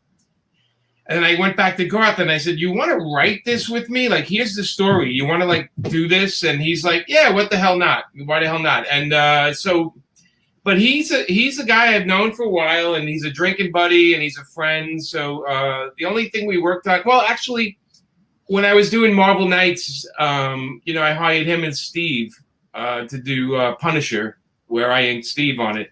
So we became really good friends after that. We've been to his wedding. We've been overseas with him, and you know, so we know Garth for a long time. So working with him is always easy and fun. And with Back to Brooklyn, we were kind of like trying to outdo each other on that. I mean, that's why there's like a couple of scenes in that book that we've almost had it adapted for movies a couple of times, and then they get to the scene with the mother, and they're like, how the hell are we going to do this? We can't do this. This is too crazy. If anybody hasn't read it, it's available. You can download it or try to find the book, but it has a scene in it with it is brutal. It's brutal. And there's a scene where the main character has to deal with his mother, who calls him a racist. She's a racist, and he has to listen to his mother yell at him, and he doesn't react to it very well. Think of James Cagney in a staircase with a wheelchair, and it's not too far from that, you know.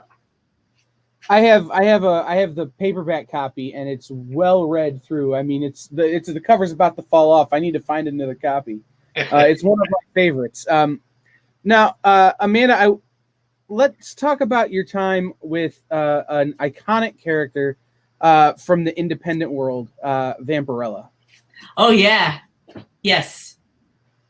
What's it like working on a character that has such an iconic look and tone and all of that? Vampirella is, you say it and everybody knows exactly what they have the picture in their head and they know the tone of the book. Yeah. So what is it like to work with something like that? I was so happy. I think Jimmy helped me with this. He was like, he had talked to David up at Harris when David was up at Harris. Johnny, actually. Oh, Johnny. Yeah, okay, yeah. Johnny. And Johnny Reingold, and said, hey, why don't you hire Amanda for Vampirella? And I guess they saw some of my artwork and they're like, okay. And well, you were doing Gargoyles at the time. I was doing Gargoyles, and I had been doing Barbie, and I was just dying to do, although Gargoyles was really fun to work on, I was dying to, get my claws into something that was like really dark and kind of like scary and vampire-like, and, where I got to draw a lot of blood and flying teeth and stuff like that. Half-naked women. And she's half naked. Yeah, she's half naked. Yeah, I mean, all of her bits are covered up, but anyway. That's a shame. That's a shame. How dare they cover up the bits? One day I want to do like a comic where you can peel off the little stickers covering the bits, the naughty bits. That's going to be so hard to do. Well, just so you can go to somebody's house and go, oh my God, he pulled all of them off. Or he just pulled off the male, or he just pulled off the female, or just the dog or the horse. I was so happy to be able to work on a character that was just so, had so much darkness and had so much angst. So yeah, it was thrilling for me to be able to do that. And plus I had remembered Vampirella from high school, I guess. I have a buddy, Steve Bunch, who collected all the comics in the world, and he would bring them to school, and we would just pour over them all. And I learned so much from him. And he's probably the one that introduced me to Vampirella, but I feel like I knew Vampirella even before that. Who were the writers on Vampirella when you're working on them? Mark Millar was writing one at one point. Uh-huh. And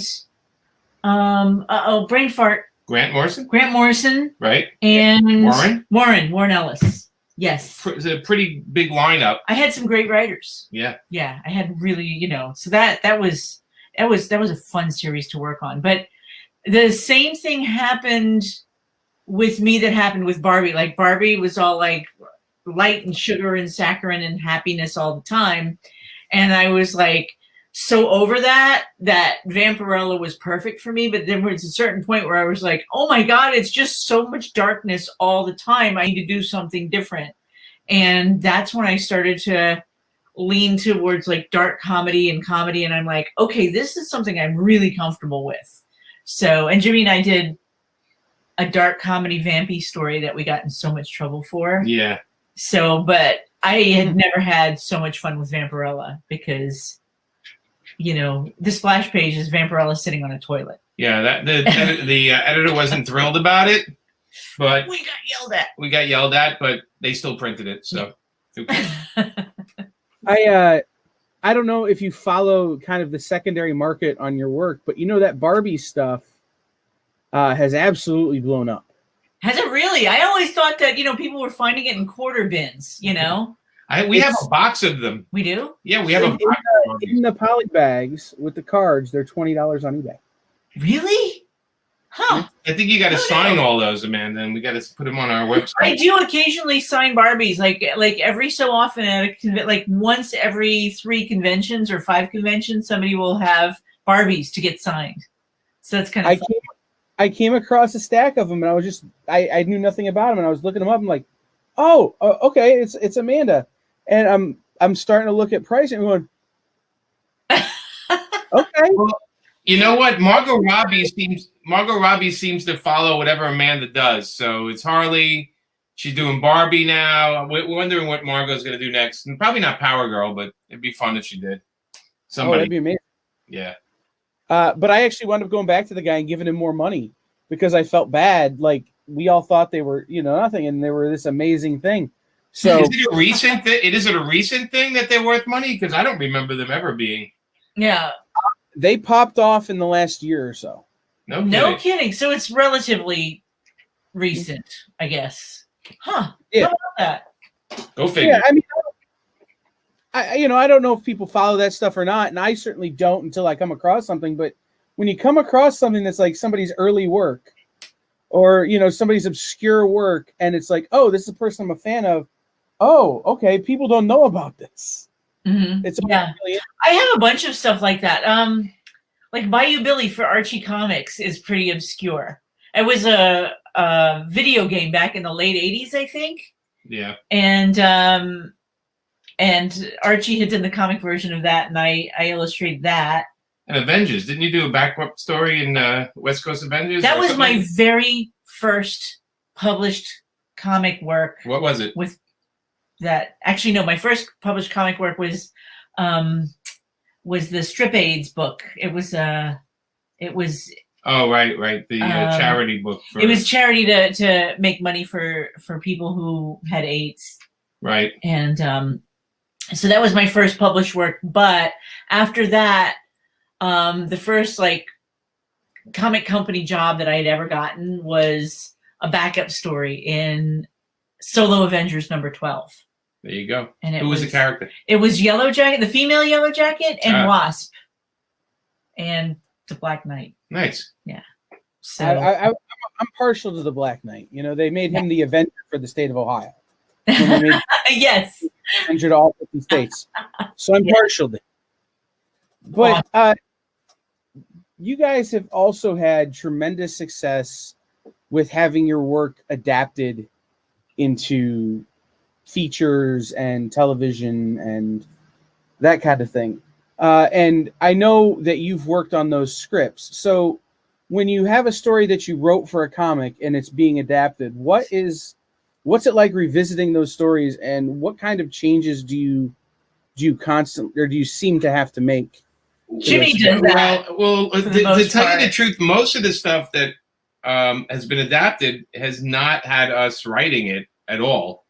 With the Painkiller Jane TV show, I wrote 1 episode. It's the best episode.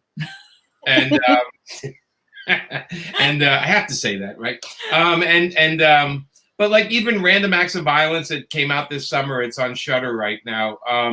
That was Jay Baruchel and his partner rewriting the book. So I do have a screenplay for Back to Brooklyn. I have one for Painkiller Jane I worked on, and I have one for other properties. But the stuff I've sold has been other people adapting it. And, and even like the stuff I worked on, when I was working on Jonah Hex, that DC adapted the Jonah Hex books and they destroyed it. And they did a terrible job with that. Just was not a good movie. And even with the Harley Quinn, the 2 Harley Quinn, the Birds of Prey movie and stuff like that.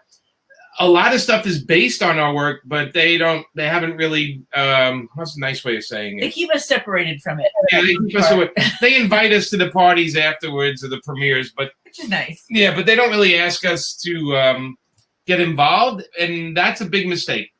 So that's why we're doing more of our own stuff these days and less of things for other people. Yeah, and well, that was going to be the second part of my question is, if they aren't asking you, would you like to take on that challenge? Yeah, actually, we always offer. Birds of Prey, Amanda and I offered to pretty much do whatever job. Even with the Harley Quinn cartoon, Amanda did some turnarounds and stuff like that, and they used characters of ours, but they never involved us in developing it. And again, it's kind of like them saying, hey, we love everything. We're going to take everything you do and adapt it, but we don't want you on it. And there's only so much you can take of that before you have to walk away from stuff. So we're walking away from some things because, again, if they're not going to play ball with us, why would we play ball with them so much? It's kind of a, we're trying to teach them a lesson.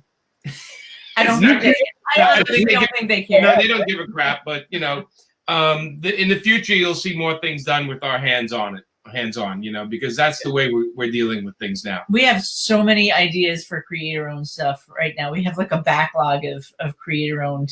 It is, and Amanda's going to draw all of them.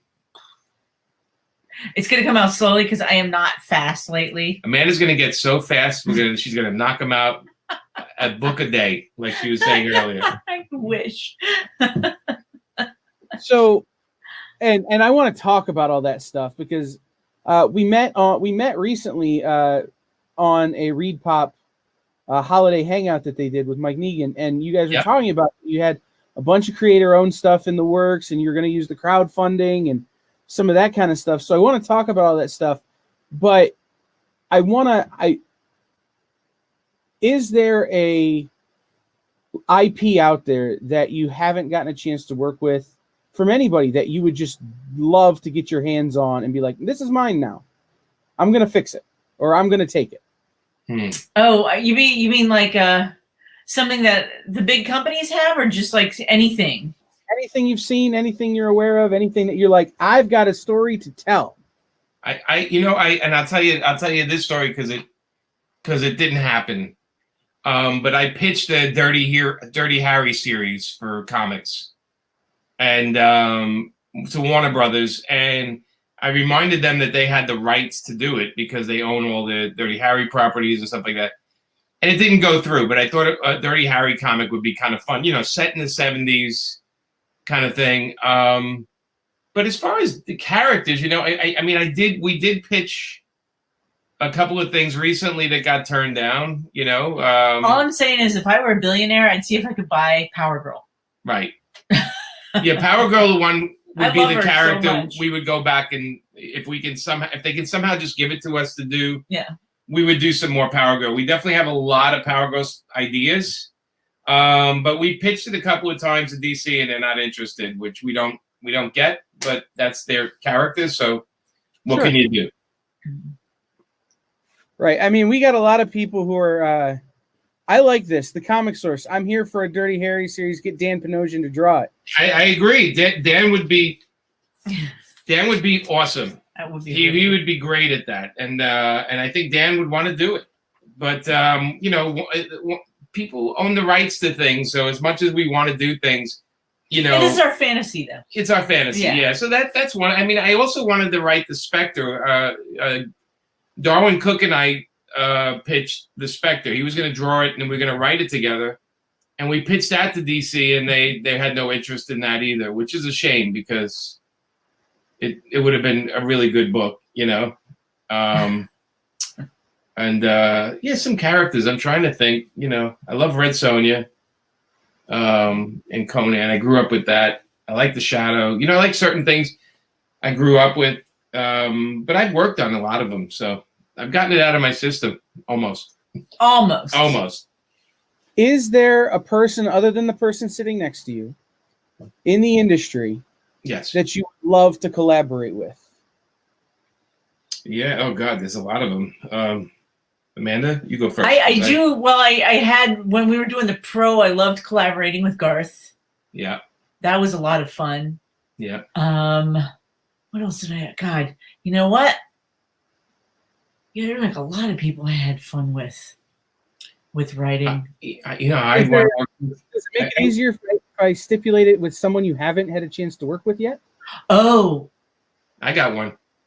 Shane Black. I'd like to write a book with Shane Black, like a comic with Shane Black. That would be pretty awesome. Because he's got a really great sense of humor, and I feel like a lot of my things are always trying to be Shane Black. I can't be Shane Black, but I try. I shoot for it, you know. Also, yeah, somebody mentioned Fantastic Four. That's the one comic that I've never worked on. That's one of my favorite comics. So I would love to do Fantastic Four. You know, I'm thinking I've never done a big Barda series. That would be fun. Big Let's Barda. see, I love Big Barda. You like Tiger? Love Tiger, but that was Tigra. I did do the little. Remember, we did like the little 1,000 books. Yeah, we did the little Tigra thing. Yeah. The Tigra changing careers thing. Yeah. But the Tigra is actually what got me my first job at Marvel. I was just, drawing. I was like making up stories in my head and just drawing pages that I wanted to draw. And I'm like, I love Tigra. I'm going to do a Tigra one this time. And I'd gone back to Marvel and DC probably, 5 or 6 times, and showing them new stuff all the time. And I'm like, well, what they're really looking for is some sequential stuff. Let me do like a bunch of sequential Tigra pages. And I did a bunch of sequential Tigra pages. It was like her versus Kraven the Hunter or something like that. And they were like, okay, we got a job for you. So yeah, I have to thank Tigra for getting me my first job. Thank you, Tiger. Time is it? I don't know. Right? It's 6:45. Eastern Standard. Thank you. Just checking. I have to go pick up dinner. That's why I'm just. We have, speaking What of do we have? I got pizza. I think I'm going to order one as well. There you go. So, I've been asking people fun questions. Okay. Random questions. So I'm going to ask you, Ultimate Nerd Garage. You have the Ultimate Pop Culture Garage. You get one car and one spaceship from all of pop culture. What's in it? Oh.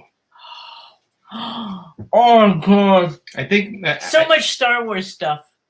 Yeah, I think Aston Martin from James Bond. I'd want his James Bond's car.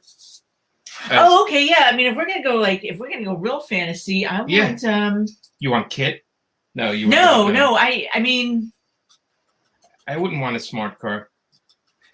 After Alexa lets me down all the time so much, I don't really want to involve a smart car.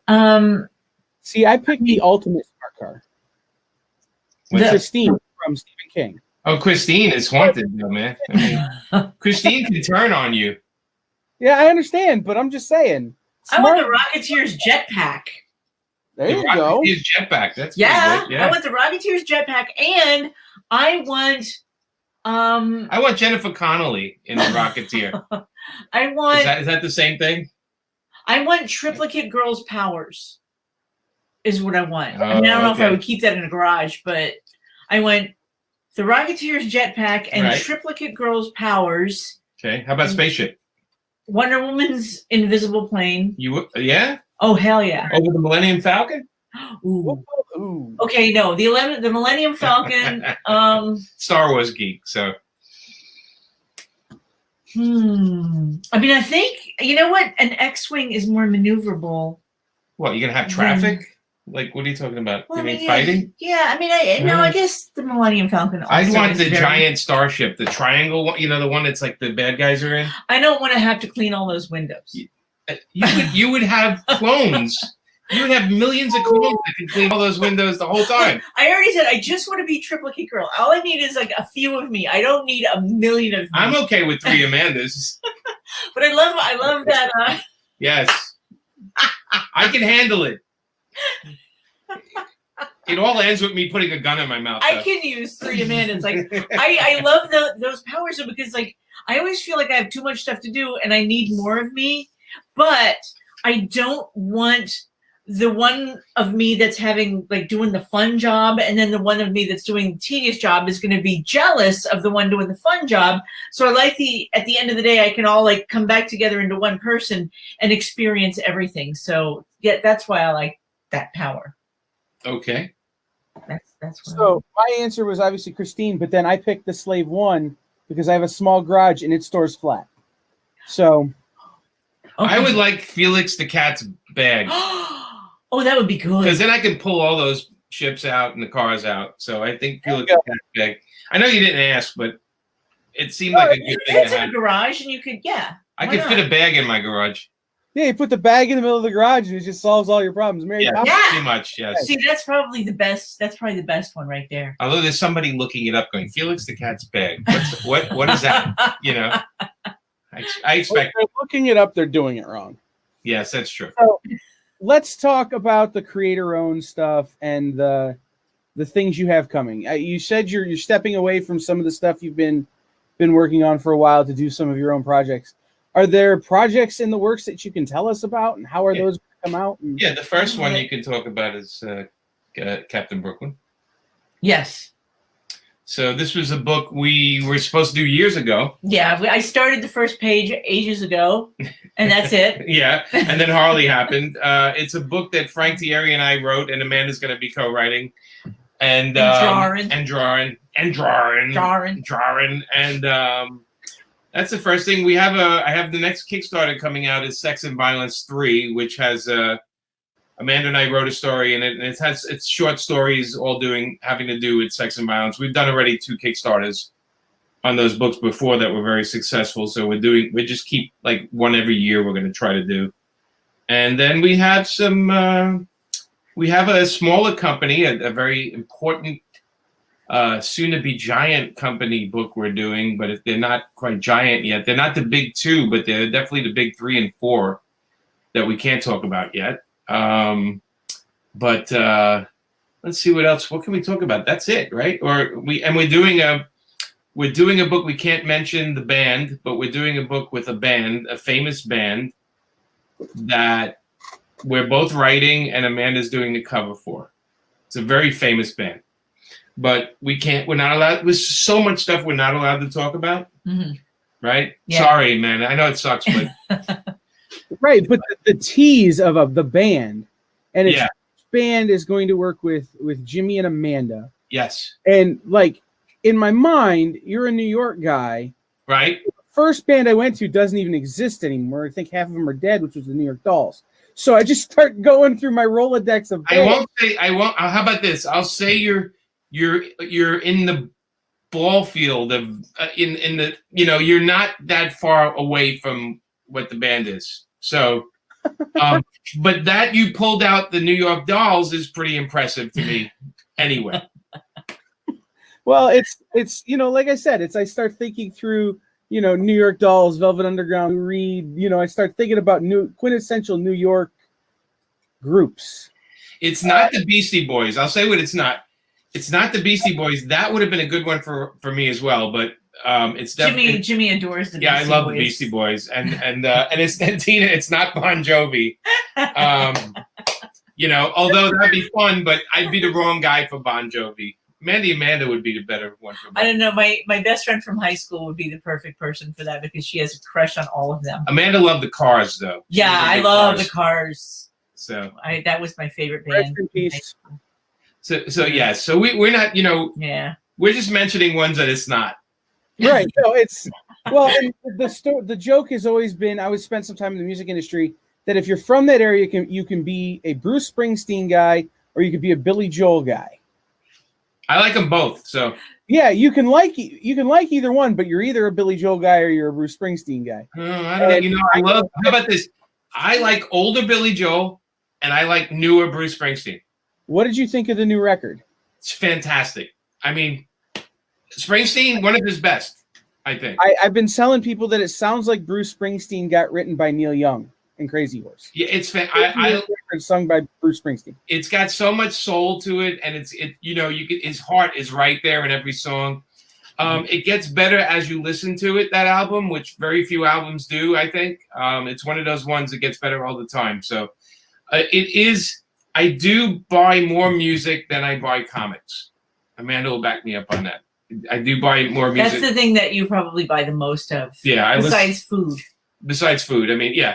But I listen to, besides Amanda's Starbucks, it's the second thing I buy the most of is music.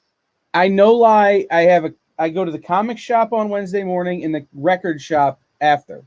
I've got a pull list at both places. That's kind of my MO. So I totally get it. Yeah. So when you've had the success you've had with the big 2 with DC, in the mainstream comics world, and you go to doing creator-owned and Kickstarter and crowdfunding, what are some of the challenges that presents? Because it can't be as hard as it is for some of the people who are just getting started, but it's got to present its own set of hard situations. So a Kickstarter, when COVID kicked in, I had like 30 creators call me and say, "Hey, I see you do Kickstarters. Can you show me or tell me how to do them?" And after I told them to read the question part of, not the Ramones, sorry. After I told them to research, I would get on the phone with people and explain to them what I do. And 99% of them ran the other way because they're like, "Wait a minute, you have to take care of that?" And I said, "Oh, I got to check the printing. We got to pack all the packages. I got to do, people have questions every day. I have to answer every question. We have to, make sure the printing is done on time. And there's so much. It's a lot of work. Yeah. It's a lot of work. So I always tell people, I'm like, it's a lot of work for a minimal amount of money. But for us, it's perfect because we get to keep our intellectual property, meaning we own it. And I get to connect. The great thing about Kickstarter is I'm connecting with these 1,000+ people, and they tell me what they want to buy. They back it or they don't back it. They tell me what they want to buy.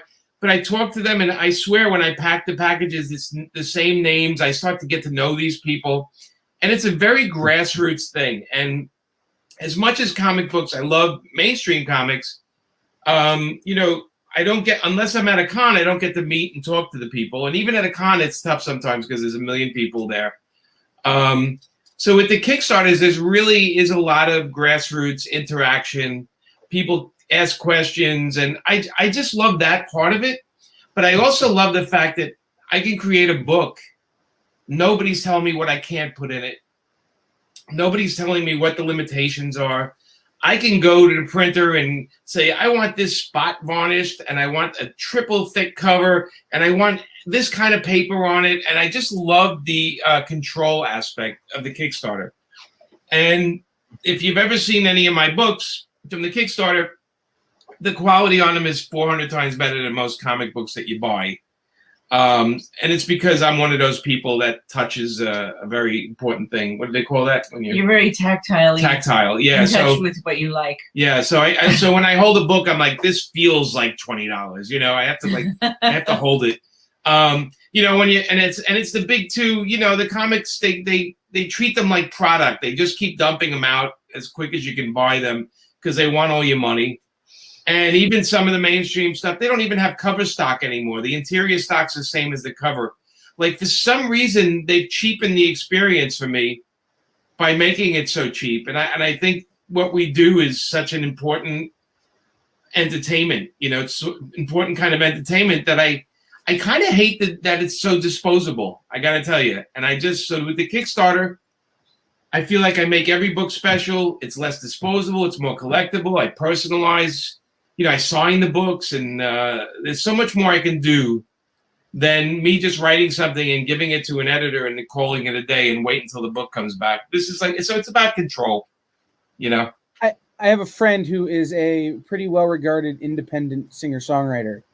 And the thing she said to me about Kickstarter is that she can make a record for Columbia and make all kinds of money, or she can make a Kickstarter record and make no money off the Kickstarter, but then for the next 10 years, that's what pays her bills, is because it's an intimate relationship that you have with the people who back your Kickstarter. Yes. And those are the people who are front row center at your concerts, buying your t-shirts, buying your posters, having your autographs, wanting to give you, all of the love, as it were. And it's, I think there's something to that, especially, when you've had a level of success that to some people makes it feel hard to approach. But right. I get back to Kickstarter, and now boom, it's got that thing. So we got about 5 minutes left, and I feel like we could talk for hours. Because I want to talk about I want to talk about New York. I want to talk about all of that kind of stuff, like so much more. But we got to do the business. Okay. So where can people follow you? Where can people find you? Where can people get the Kickstarter information the second it comes out so they can be there on that, be an early adopter? Okay, so if you go to paperfilms.com, one word, paperfilms.com, and there'll be a pop-up that comes up on the screen. Like give it like 10 seconds, 12 seconds, it'll pop up. If you fill that out, you get on our mailer. And our mailer goes out like 2 to 3 times a month. It tells you where we're going to be, what we're doing next. We showcase some of Amanda's artwork. We'll stick some crazy photos in there. We just make it a fun mailer because we don't want it, you know. And then we also give a discount on our website. So if you're in a mailer, you get like these coupons because we do sell Amanda's original art on the site and prints and stuff like that. But that's the best way to contact us and also see what we're up to. And you can buy our books there. And when you use that website to buy anything, the money actually goes directly to Amanda and I. So there's no middleman. There's no, 3 cents on a dollar thing. We actually get the money. And then both Amanda and I are on Twitter. By the way, I'm a terrible tweeter. I'm not good at it. But I'm on there a lot. He's amazing. Thank you, Wes. Thank you, Wes Greer, for signing up now. Awesome. You. But yeah, so we're both on Twitter. We're both on Instagram. Under my name, under Amanda. I think it's your name says Amanda Connor Art. Amanda Connor Art. Mm-hmm. And that's pretty much it. The paperfilms.com is the definite way. Yeah. Oh, my Twitter. I mean, if you want to follow me on Twitter, which I'm bad at it. It's Amanda Rants a Lot. Which is a joke because she hardly rants I don't rant on it now. And mine's J Palmiotti. Just put Palmiotti. I think it's between me and my brother. There's only like 5 Palmiottis on there, so you'll find it. It's a picture of me and Amanda. If you want to find it, but that's where you can reach us. So we got 3 minutes. We got about 3 minutes left, and I've got one more fun question, and I think I know Amanda's answer because she kind of already gave it. But if you could take any superhero's power and have it for a day, you only get it for one day, what power are you getting? You got it? Okay. I'll start. Oh, you answered this already. That's right. Okay. That's our neighbor. He comes over for movie night. So we do movie night tonight. Nice. What do he's like 15. So, we kind of show him older movies instead of him watching the same movie over and over and over. I think I would like the power to be invisible because I have like a little devil to me. I'd love to run around and, pants people, pants the president. And, I just think there's so much fun things you can do if you're invisible. And again, it is like the little devil horns come up at the tail. You can run around and be crazy. Give random strangers a wet willy. Yeah, well, okay. Yeah, sure. I can stand over people, and say, I could like sneak up to people at the comic shop and don't buy that, and then wait till they try that book over there. That issue, that's mine. You should buy that. I could talk, I think I could have so much fun being invisible. I'm sure flying is great too, but I'm afraid of getting hit by birds and strange things in the air. Although they can run you over if you're invisible, if you're running across the street. You got to be real careful. Yeah. People just like run into you, Plus, just like. Are you naked when you're invisible, or can you wear clothes? The unknown soldier had it figured out. He wrapped his head in bandages. Right. So I guess you're naked when you're invisible. Right? Unless you're like wearing a disembodied outfit. Yeah, I mean, so when you become visible, you're naked no matter where you are. I'd like to control when I can be invisible too. That would be part of my power. I don't want it to be random because that would be embarrassing. Go back through and read the Invisible Girl origin stories and things and try and figure this out because I'm sure the work has been done. I'd love to just sit on a wedding cake of somebody I don't like. Just get in there and just right on it and then run away the other way. It'll be fun. All right, we have one last from Tina. It's been amazing to listen to and to have you so much. Thank you, Tina. I like your what is that? Is that this boots and a hat coming out? Oh yeah. Tina's like chilling. Awesome. Yes. All right. Well, thank you, man. This was a lot of fun. So much. This was so much fun. And it's been an honor to get to talk to you guys again and to hang out.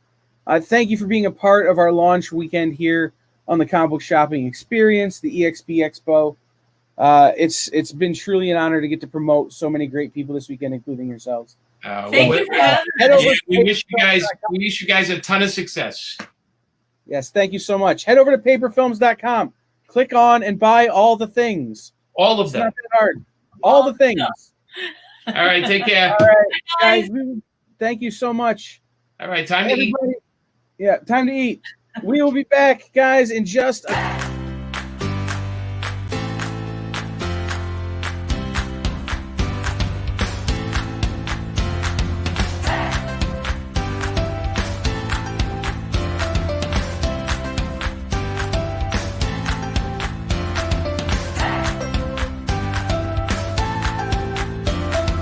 There's something for every imagination at your local comic shop. Visit ComicShopLocator.com to find a store near you.